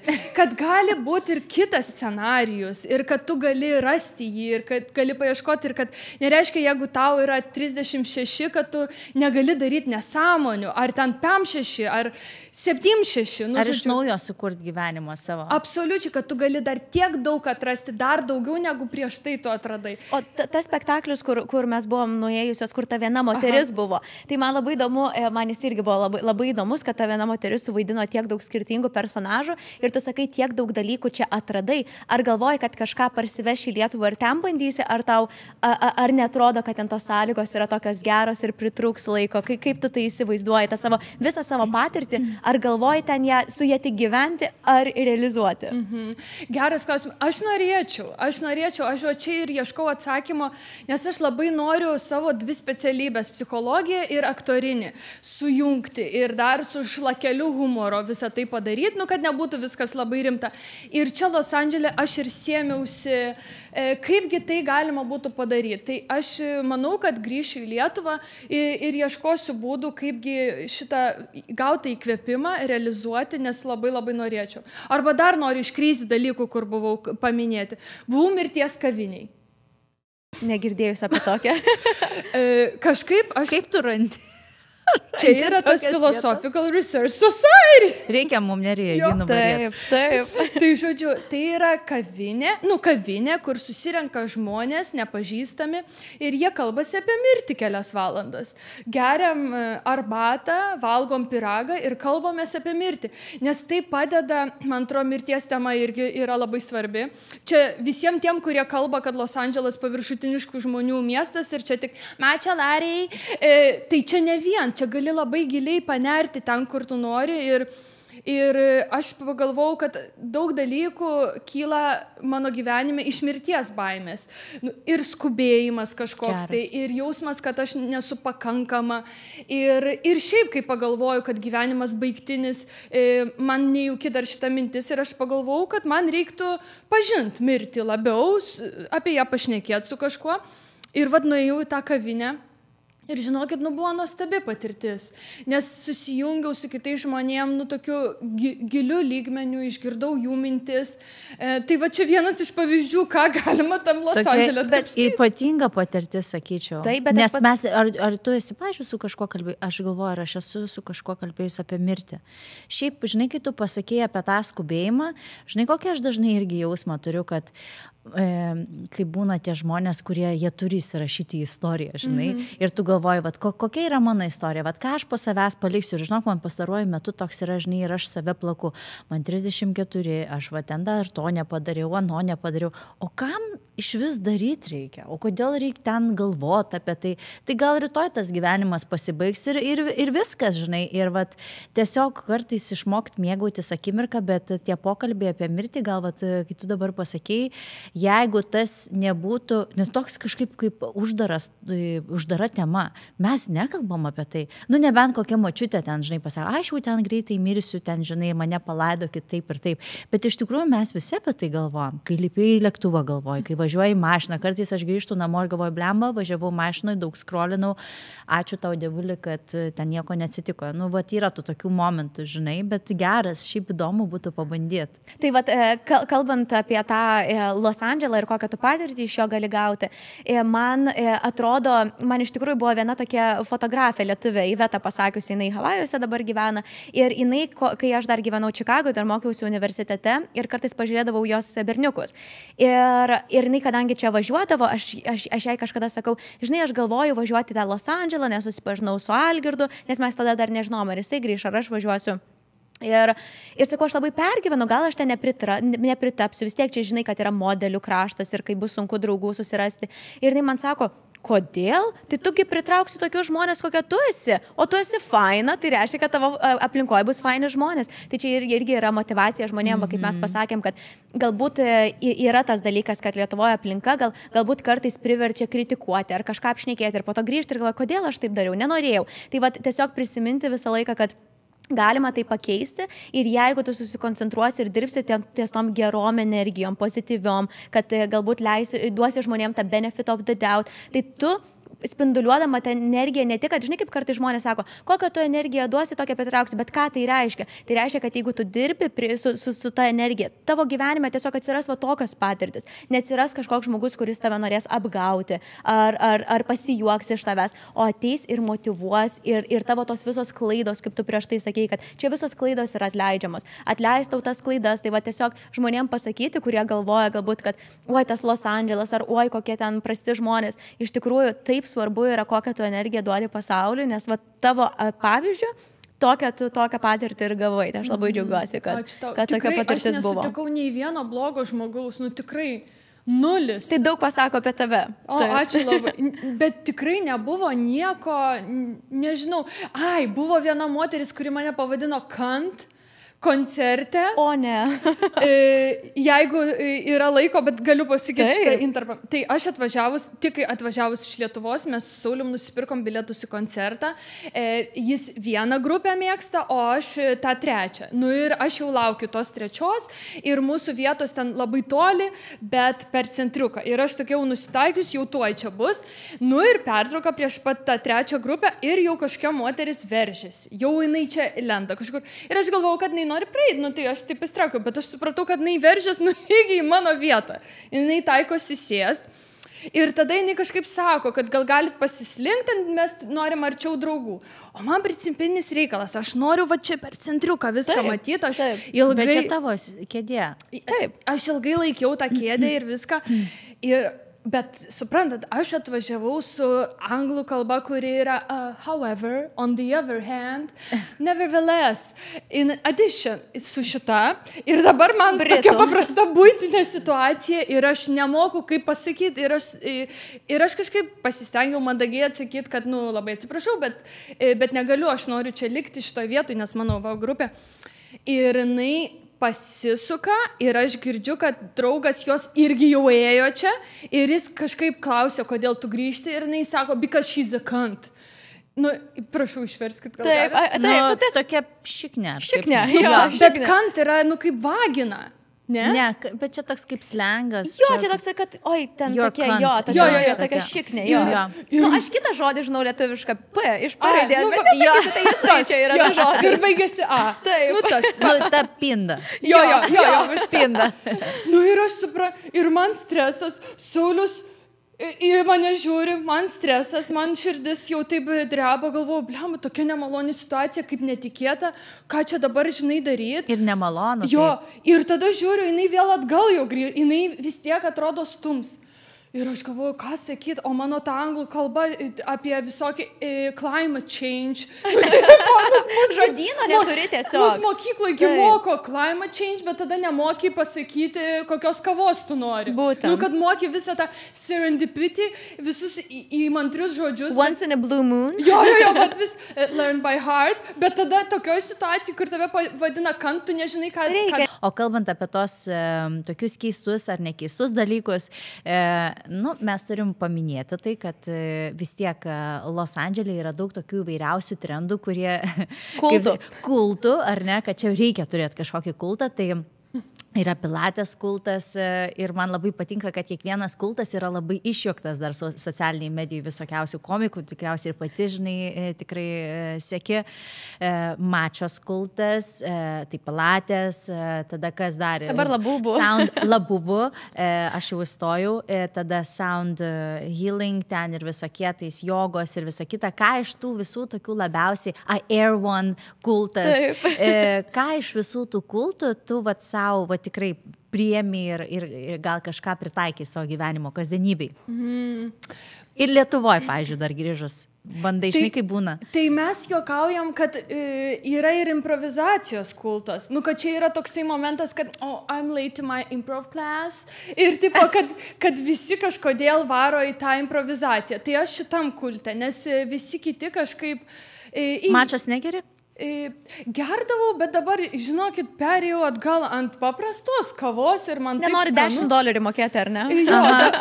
Jo, yra tas momentas. Nežinau, kažkaip praėjo šitas momentas. Tai aš labiau improvizacijos, jogą lankydavom parke, bet aš žinau, kad čia yra tas vuvų visa ta dalis, kristalai. Esu girdėjus, kristalai. Kundalini awakening, kundalini prisikėlimas, išvertimas, jeigu suprantat, žodžiu, kad yra viso to, arba žmonės kartais pradeda sakinį ir man labai juokinga, kad kai aš turėjau savo Avaskos kelionę.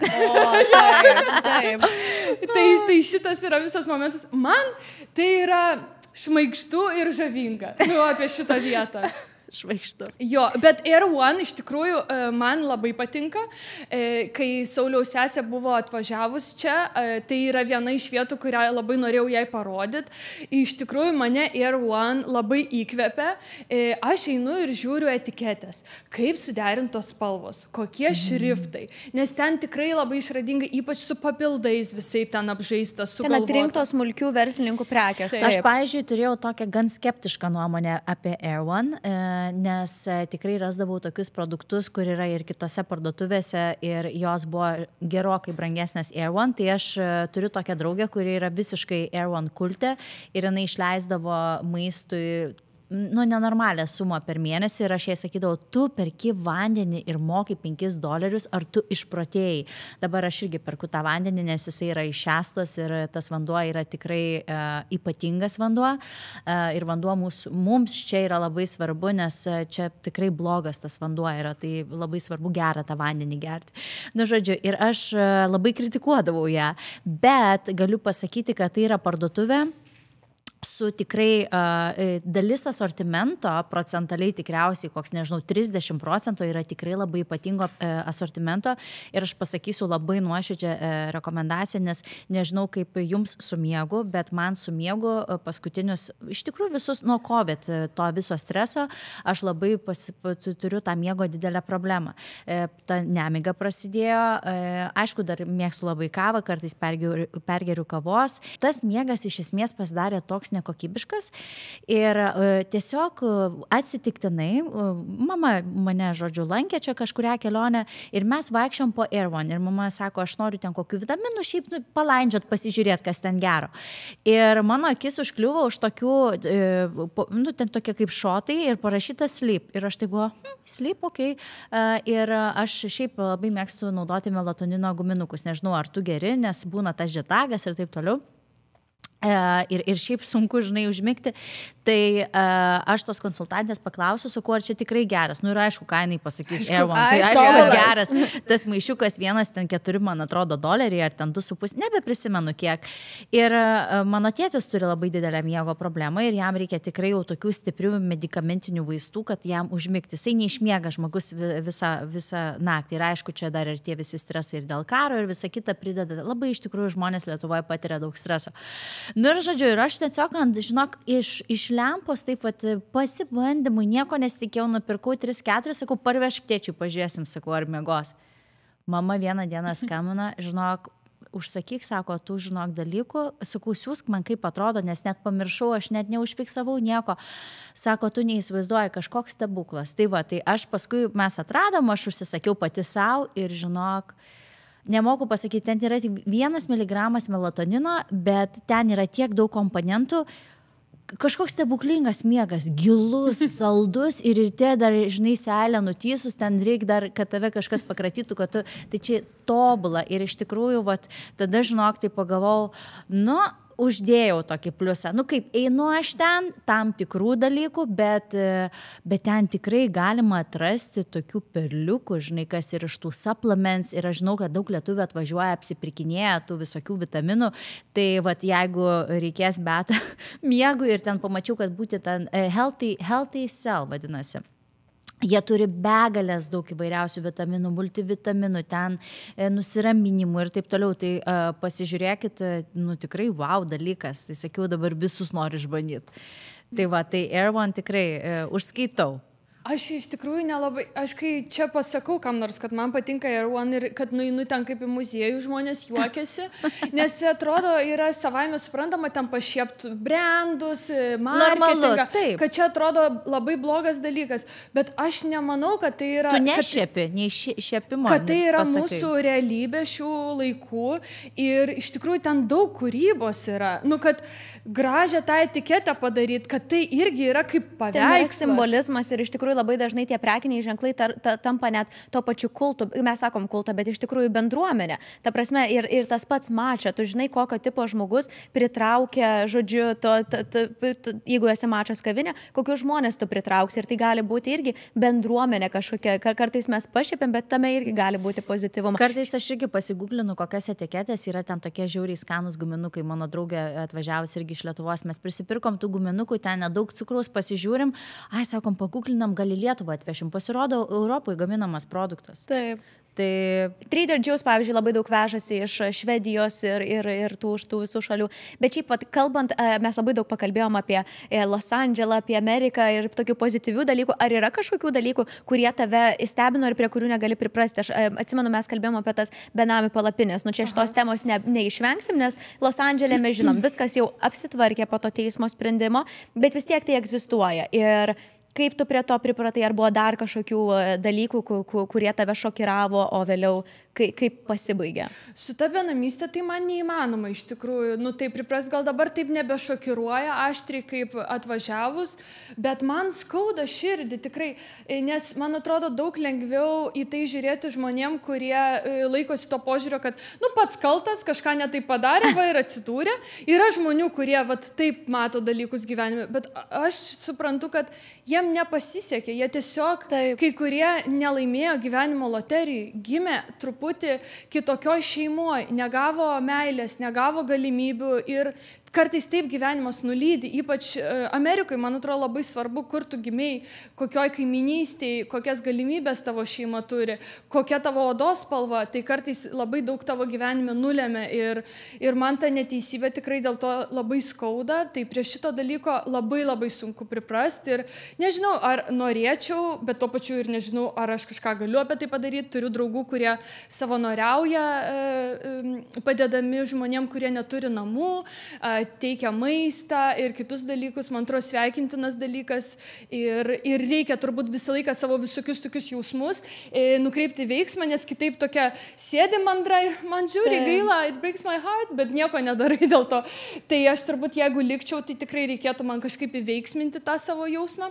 Nes tada galbūt net tiek daug turėtum savietos tokio, net negailėšio, toks kartais net pradedi galvoti, kad kodėl man tai pasisekė, o kažkam kitam ne. Tai visiškai suprantu. Ir tu nieko nepadedi, kad tu sėdi ir demonstruoji, kad tau labai skaudu yra, nu, vat kaip aš dabar, bet aš nieko nepadarau. Tai irgi kažkoks toks, man atrodo, nu, hipokritiškas momentas. Tai labai gerbiu žmonės, kurie daro. O tau neringa buvo? Per COVID, kadangi atvažiavai, tai visa ta krizė iš tikrųjų padidėjo. Man tai buvo, aš tai labai, tos situacijos su jie negalėjau niekaip susigyventi, nes tuo metu gyvenau Holivude.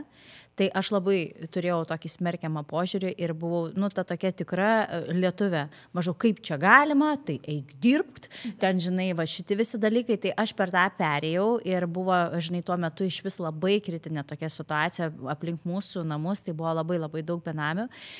Bet aišku, pasigilinusi tai giliau, tu supranti, koks čia biurokratinis mechanizmas dirba ir aišku, dalis žmonių tikrai neturi, kaip ir tu sakai, nelaimėjo tos loterijos bileto, bet aš papasakosiu tokią sukrečiančią istoriją. Labai nesenai, kaip man buvo, vienu žodžiu, mano kaimynė, mes tiesiog buvom prie baseino, žodžiu, aš pradėjau kalbėti su viena moterim, nes aš buvau su šuniuku savo ir jos vaikas norėjo paglostyti. Ir, žodžiu, mes pradėjom kalbėti. Aš matau, kad ta moteris, jinai, vienu žodžiu, kaip sakant, tokia įdomesnė, žinai, daug ten tatuiruočių, visa kita, nu, tokia rock and roll, žinai. Ir mes išsikalbam, kad jinai sako, man sūnus išgelbėjo gyvenimą ir jinai papasako man savo istoriją ir aš, žinok, tuo metu pasijaučiau tokia ne tai, kad atsilikus, bet aš galvoju, ant kiek man yra sunku suvokti kito žmogaus, kad gali kitaip kažkaip susiklostyti, net kaip ir tu sakai. Čia Amerikoje ypatingai yra svarbu, kokioje tu šeimoje užaugi, nes kai aš gimiau paprastoj šeimoje Kaune, mano rajone, ten nesvarbu, kiek tu pinigų turi, jeigu tu ten visai gerai mokėsi, kad ir iš vidurinės papulsi gimnaziją. Iš gimnazijos ten, žinai, jau paskui kaip Dievas duos, nuo tavo norų tai priklauso. Čia, jeigu tu papuoli į public school, tikriausiai tu neįstosi į jokį gerą universitetą. Tai jau čia tavo šansai gyvenime yra nukirsti per pusę. Labai gerai, kad dabar yra toksai technologijų amžius, tu ten gali būti youtuberių, influencerių, uždirbti pinigų ir visa kita, bet jeigu, pavyzdžiui, tavo šeimoje mama, nežinau, kažkokia tais gal irgi yra troubled ir ten turi kažkokių, nežinau, problemų, gal su alkoholiu, gal kažkas gali taip iš tikrųjų atsitikti, kad tu neturi to loterijos bileto, tai kaip tai ir moteriai atsitiko, jinai gimė ten kažkokioje gal ne pačioj, ten geriausioj ir finansiškai ir visai kokioj šeimoje, jos numirė mama, ją apgavo draugas, mylimasis, išdavė ir jinai išėjo į gatvę, jinai tapo benamė. Va tiek jai užteko ir man buvo, žinok, toksai šokas, aš galvoju, aš taip teisiau, aš ėjau taip džedžinau, kaip jie čia smirda, jie čia sisioja, kakoja toj gatvėje, kaip čia taip, žinai, bet už tų žmonių slepiasi tokios istorijos, kad mūsų net smegenis negali suvokti dalykų, nes mes gyvenam tokioj, iš tikrųjų, gana normalioj, vidutiniškoj normalioj, ten aišku visko būna, mes ten 24 valandas Lietuvoje turim, prisižiūrim visokių tenai, žinai, bet iš esmės visi taip pakankamai normaliai gerai gyvena Lietuvoje, tikrai. Tai tų istorijų tokių, bet kokių čia būna istorijų, kaip tie žmonės atsiranda gatvėje, ką jie daro, kad išgyvento gatvėje. Tai žinok, aš ten sėdėjau, aš tiesiog, man reikėjo priveršti čia, nes aš tiesiog buvau tokiam šokė, žinok, ir čia gal irgi iš tokių stebuklingų dalykų, kas čia augina tave ir moko, kad ne viskas gyvenime yra gėlytės ir drugeliai. Ir ne kaip ir tu sakai, Lietuvoje ten visi gyvena, kai inkstai tukuose namus pasistatė, gražiausi interjerai. Ir žinai, man netgi būna žmonės parašo tokių, o kodėl jūs nuomojatės? O gal jūs norit man nupirkti namus už 5 milijonus? Man irgi fainai būtų, jeigu nupirktų. Jo, ir ta prasme, ten, žinai, oi, tu čia turi, žinai, porą brangių daiktų, o tai gal namus nusipirko. Bet čia žmonės nebūtinai gyvena dėl tų sofų ir tų fotelių. Jie tiesiog mėgaujasi gyvenimu, keliauja, leidžia savo viską, nes gyvenimas nėra tik tai sofų pirkimas ir namų statymas. Jis gali būti apie patirtis, jis gali būti apie pagalbą. Kiek daug žmonių žinau, kurie šitaip yra įsitraukę į visas filantropijas veiklas, kiek jie atiduoda savo pinigų kitiem. Tai kai tu sakai padėti, gal aš anksčiau nebuvau tokia, bet žinok, kuo toliau matau, kad kiekvienais metais ir žinok, net nereikia galvoti apie didelius dalykus, galima pradėti nuo mažų. Pavyzdžiui, mes buvom sekmadienį su vyru Farmers Market ir mes pirkom riešutus ir prieina toks, tikrai jau ten labai smirdantis visok, žinai, tikrai jau toks, jau tas benamis jau tikrai, žinai, matosi, žinai, būna tvarkingų ir būna tokių nelabai tvarkingų. Ir jisai sako, can I get some food? Ar aš kažkaip jis ten. Ir mano vyras atsisuko, žinoma, sako, ką tu nori, išsirink, žinai. Ir man taip. Ir aš toks, žinai, aš taip net suklusau, aha, jo, gal čia reikia, gal daugiau, bet net tas vienas mažas dalykas, made his day, tu padarai savo contribution, jis šiandien pavalgė, jis nėra alkanas, tu prisidėjai, žinai, kad būtų kažkas tais tam žmogui geriau. O kartais reikia tokio mažo highlighto, kad atsibustų, kaip tai moteriai, jinai pastojo ir viskas, jai tiek užteko nutraukti narkotikus, jinai vartojo narkotikus. Jinai pastojo gatvėj ir jos vaiko tėtis vis dar gatvėj. Tai žinai, kartais gyvenime gali įvykti toksai stebuklas ir vienas žmogus, kuris ištiestų ranką, kuris nesudvėjos, nepagalvos, kad tu čia susmirdęs, žinai, prisisisiojęs ir koks, ir tau nupirks tą vakarienę, sės su tavim pakalbės ir paklaus, but how are you? What happened to you? Ir va tiek užteks, kartais gali tiek pamatyti, kad pastebėti. Kartais tiesiog užtenka, kad tu matai tą žmogų, kaip žmogų. Taip. Yra YouTube kanalas Soft Underbelly, tikriausiai žinai, kad vat, ką sudomino ir kas norėtų panagrinėti tas istorijas, išgirsti tų žmonių, tai labai rekomenduoju pasižiūrėti.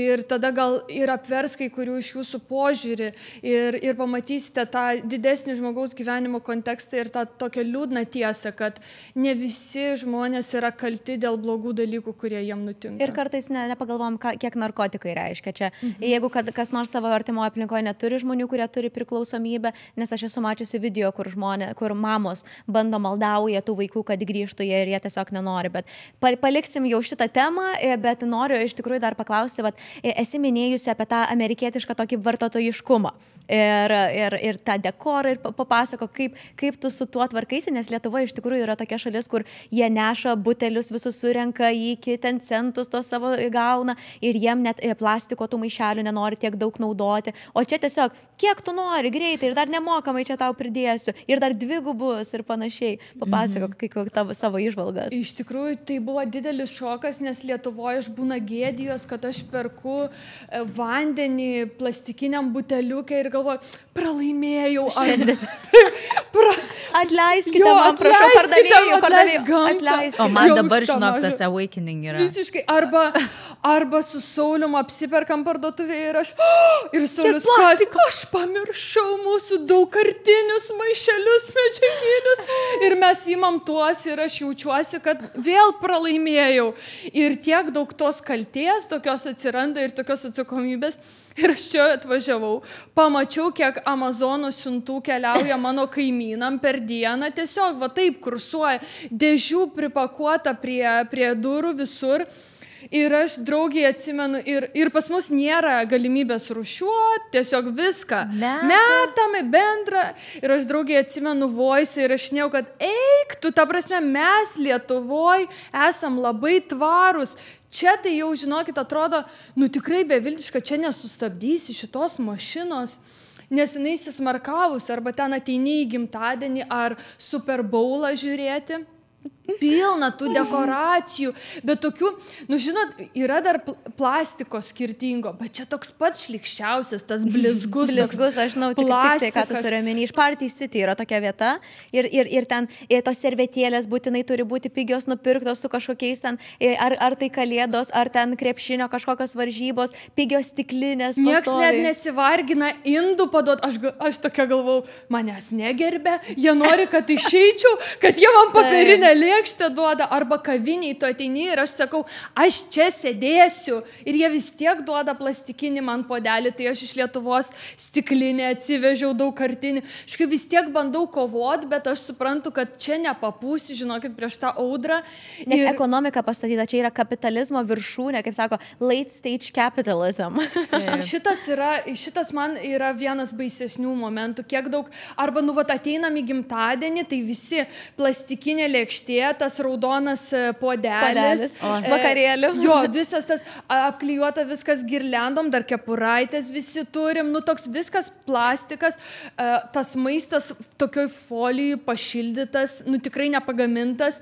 Ir man iš pradžių būdavo, aš ateinu ir man taip, kas čia vyksta, ar čia taip visi, bet aš supratau, kad, dauguma, išskyrus lietuvius draugus, pas kuriuos ateinu iš keramikos, pačių nulipdytos, valgom, blynus kažką, bet šitas tai buvo tikrai šokas, tas vartotojiškumas, plastikas. Bet kai kuriais atvejais, nesakyk, yra fainai būti lietuvė.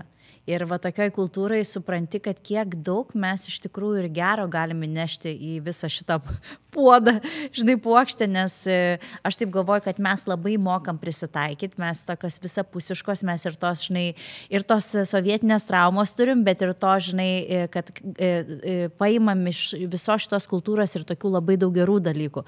Ir aišku, ir padžedžinam juos dėl tų plastikų ir taip toliau, bet aš manau, kad tie žmonės, kurie keičia, tai būsi mes.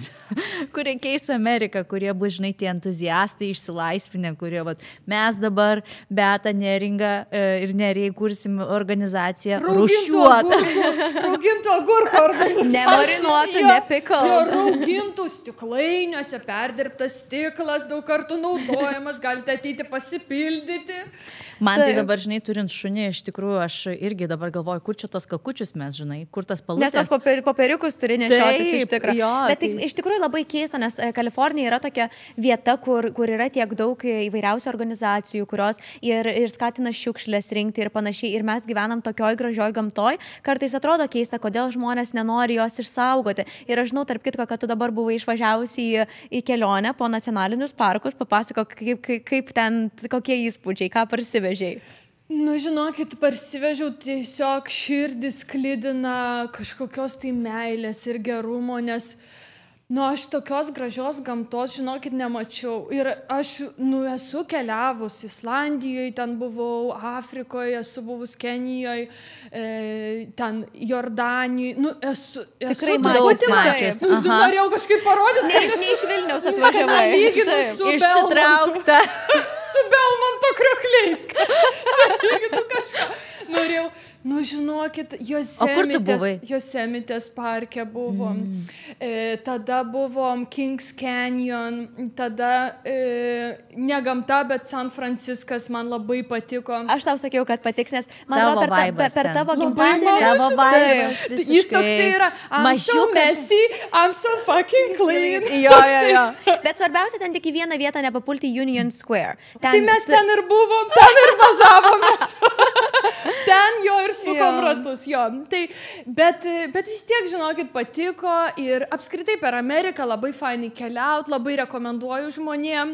Per Kaliforniją kelias yra platus, dažniausiai tiesus, visur gali sustot, visur yra Starbucks, kavytės, McDonald's irgi dineriai, viskas tas yra, tai reikia labai prisižiūrėti savo jautrius skrandukus, bet šiaip žmonės labai mandagus kelyje, nu toks be streso važiavimas. Tie patys įvažiavimai į parkus yra labai tokie suorganizuoti, ten viskas aišku, viskas, nu ten taip lengva, kaip kažkurie tais mūsų draugai ten Lietuvoje yra sakę, bet tai čia Amerikoje kokia nesąmoninga sistema, va, Prancūzijoje ar ten Lietuvoje yra ženklai, tu turi žinoti, sekti. Ir Algirdas sako, bet tai kodėl ten turi būti apsunkinta ta sistema, kaip tik yra geriau, sako, reikia galvoti.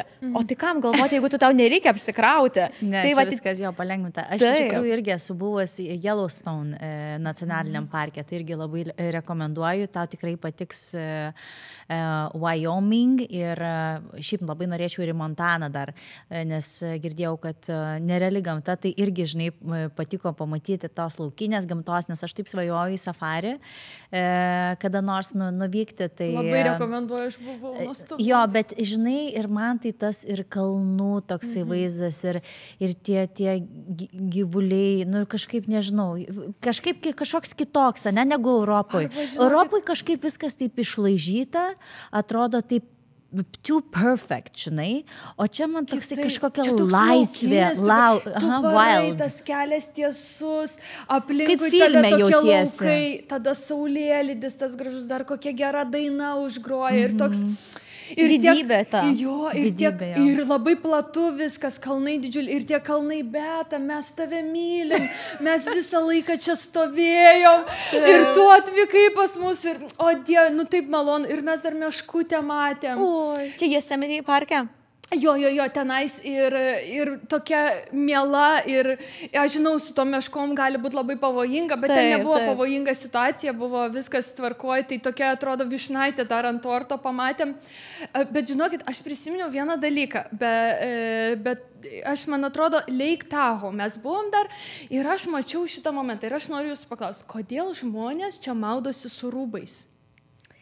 Aš manau, kad yra tas dalykas, kad čia, kad žmonės kompleksuoja labai dažnai. Kad, ta prasme, aš niekada nesu mačiusi žmogaus, kuris yra pasitikinti savo kūnu ir eina maudyti su drabužiais. Aš tikrai manau, kad tai gali būti, kad tiesiog tam žmogui yra nepatogu, nes kito mokslinio paaiškinimo, kodėl tau reikia. Čia nereliginis paaiškinimas tikrai. Bet čia dažnai matau šitą dalyką. Labai daug kur matau šitą ir baseinė pas mus yra baseinas. Dažniausiai būna maikė, ar ne? Maikė ir ir jo. šortai, Šortai, jo, ne džinsai kažkokie Aš ten jo. nesu niekada mačius nieko su rūbais. Aš mačiau, Matai, va čia Santa Monikos Nebent tai paplūdimy. būtų Asian people, vat jie su rūbais Havajuose esu mačius. O dabar prisiminiau, Havajuose labai juokinga iš tikrųjų esu mačiusi, nes jie labai saugo savo odą, bet čia yra tik tai japonai, azijiečiai, tai ten jau tos kepurės žvejo, žinai, jau ten. Ir jo, aš esu mačiusi, bet ten, man atrodo, yra skirta maudytis tie rūbai. Tai va, bet taip, kad su rūbais tiesiog maikė šortai nesu mačius iš tikrųjų geras. Aš daug mačiau, amerikiečiai taip daro. Būtent vat amerikiečiai, nes yra ir žmonių, kurie islamą išpažįsta, tai dėl kitų Taip. daro. Bet čia būtent vat amerikiečiai, tai man šitas buvo įdomesnis toks momentas. Ir apskritai, ir pavyzdžiui, į pirtį labai dažnai žmonės pastebi, kad man irgi tai labai nepatinka. Los Andžele labai prižiūri ten į sporto salę, į kurią aš anksčiau ėjau. Tai ateina pasakyti, aš nežinau, kaip jie pamato, gal tikrina pastoviai, bet pasako dėl to, kad drabužiai leidžia labai daug toksinų. Ir toj pirtyje iš tikrųjų yra labai, kenksminga tiesiog. Ir o pavyzdžiui, nuvažiavau į Čikagą, kur, ten kitokie amerikiečiai negu Los Andželo yra. Ir mes su mama ėjom į pirtį ir ten tos merginos iš tikrųjų atėjo su savo prakaituotais sporto rūbais ir dar batais. Ir aš tiesiog net negalėjau ten būti, ta prasme, man pirtis yra atsipalaidavimas, man pirtis yra tokia higiena, švara ir ateiti ir matyti, tai aš manau, kad šitoj vietoj tai yra ta prasta edukacija. Žmonės nesupranta, ko jie eina į tą sporto salę. Čia nėra apšilimas. Čia yra visai kitos funkcijos, ką pirtis gali padaryti tavo kūnui, tavo sveikatai ir panašiai. Bet kalbant, grįžtant prie tų nacionalinių parkų, tai aš irgi Lake Tahoe esu buvus Yosemite, bet man, žmonėm, kas lankysis Los Andžele, Joshua Tree labai patinka. Tai yra visiškai kitaip, ne taip kalnuota, galbūt kaip tose kitose vietose važiuojant ten įkylant link į viršų nuo Los Andželo. Bet Joshua Tree man yra tokia visiškai unikali vieta, atrodo kaip kažkokia tai dykuma, ten ir kaktusų yra, ir iš tikrųjų važiavusi tą nacionalinį parką ir žygiuoti gali, bet viskas skirtingai atrodo. Ir ten labai gražu. Tikrai. Ir Airbnb labai daug yra, nes ten iš tikrųjų per daug net yra Airbnb, ten yra legalu nuomotis, nes Los Andžele yra labai daug įstatymų šio klausimu, tai galima gražiausių rasti už labai padorę kainą. Ir čia tik 2 valandos nuo čia. Ir ne tik 2 valandos, aš buvau nustebus, kai atvažiavau į Los Andželą, kad pačiam Los Andžele, kad, pavyzdžiui, eidamas link Griffiths Observatory, gali atsidurti, atrodo, visiškai dykinėsi, o realiai esi vidury miesto, kad pačiame Los Andžele yra daug nuostabių gamtos, irgi tokių reiškinių ir kalvų, ir Runyon Canyon, ir biški toliau pavažiavus link Malibu, ten yra pilna kur pasivaikščiot. Tai aš krūmai, matėt, dabar tie mėlyni krūmai pražydo. Tai šitas man buvo netikėta, kad čia ta gamta, jos labai daug ir ji yra labai arti. Taip. Nu ką, Beta, labai iš tikrųjų fainas pokalbis buvo, tikrai taip smagu buvo ir releitinti tavo visiems, žinai, tiem etapam ir tiek daug pajaučiau, žinai, tų pačių panašių jausmų. Labai tau ačiū, kad atvykai pas mus. Ačiū, gal paskutinės mintis pasakysi, kaip išvažiuoji, kokios tavo nuotaikos, ką jauti dabar ir kaip įsivaizduoji tą kelią. Bijai dabar grįžti ar... Jaučiu šiek tiek nerimo, nes norisi išsaugoti tą, ką čia gavau. Labai noriu tą išsaugoti, nepamesti, neišsigąsti, neįsitempti. Ir šiaip tai man kažkaip aš pagalvojau, kartais gyvenime mes gaunam ne tai, ko norim, o tai, ko mums reikia. Ir man reikėjo šito. Man labai reikėjo. Aš prisiminiau savo tas spalvas, kurias buvau nukarpius ir užgniaužus. Ir aš esu labai dėkinga visų pirma savo vyrui Sauliui už tokią galimybę, kad taip išvedė mane iš komforto zonos. Ir sutikau begalę nuostabių žmonių. Žodžiu, kad gyvenimas... man šypsojosi, jisai labai pasisuko į mane labai gražią pusę ir man atrodo, kad paaugau kaip žmogus, tai išvykstu su dėkingumu ir meilė ir tokiu, kad jėga. Aš labai džiaugiuosi ir manau, Neringa taip pat, kad tu pasidalinai su mūsų auditorija šitą patirtimį, nes gali tikrai būti žmonės, kurie dabar emigracijoje gyvena, ar apskritai yra tokioj nekomfortiškoj situacijoje kažkokioj ir tiesiog tu parodai, kad yra ta šviesa tunelio gale ir kad pasimti net susigyventi su tais nepatogiais jausmais, nes jie gali tiek daug išmokyti ir tiek daug naujo ir gražaus atnešti. Tai ačiū tau labai. Ačiū labai ir ačiū kad pakvietėt ir kad išklausėt ir paterapinot ir palaikėt. Labai labai ačiū. Mes irgi gavom terapiją, žinau, patikėk. Ačiū tau. Ačiū labai.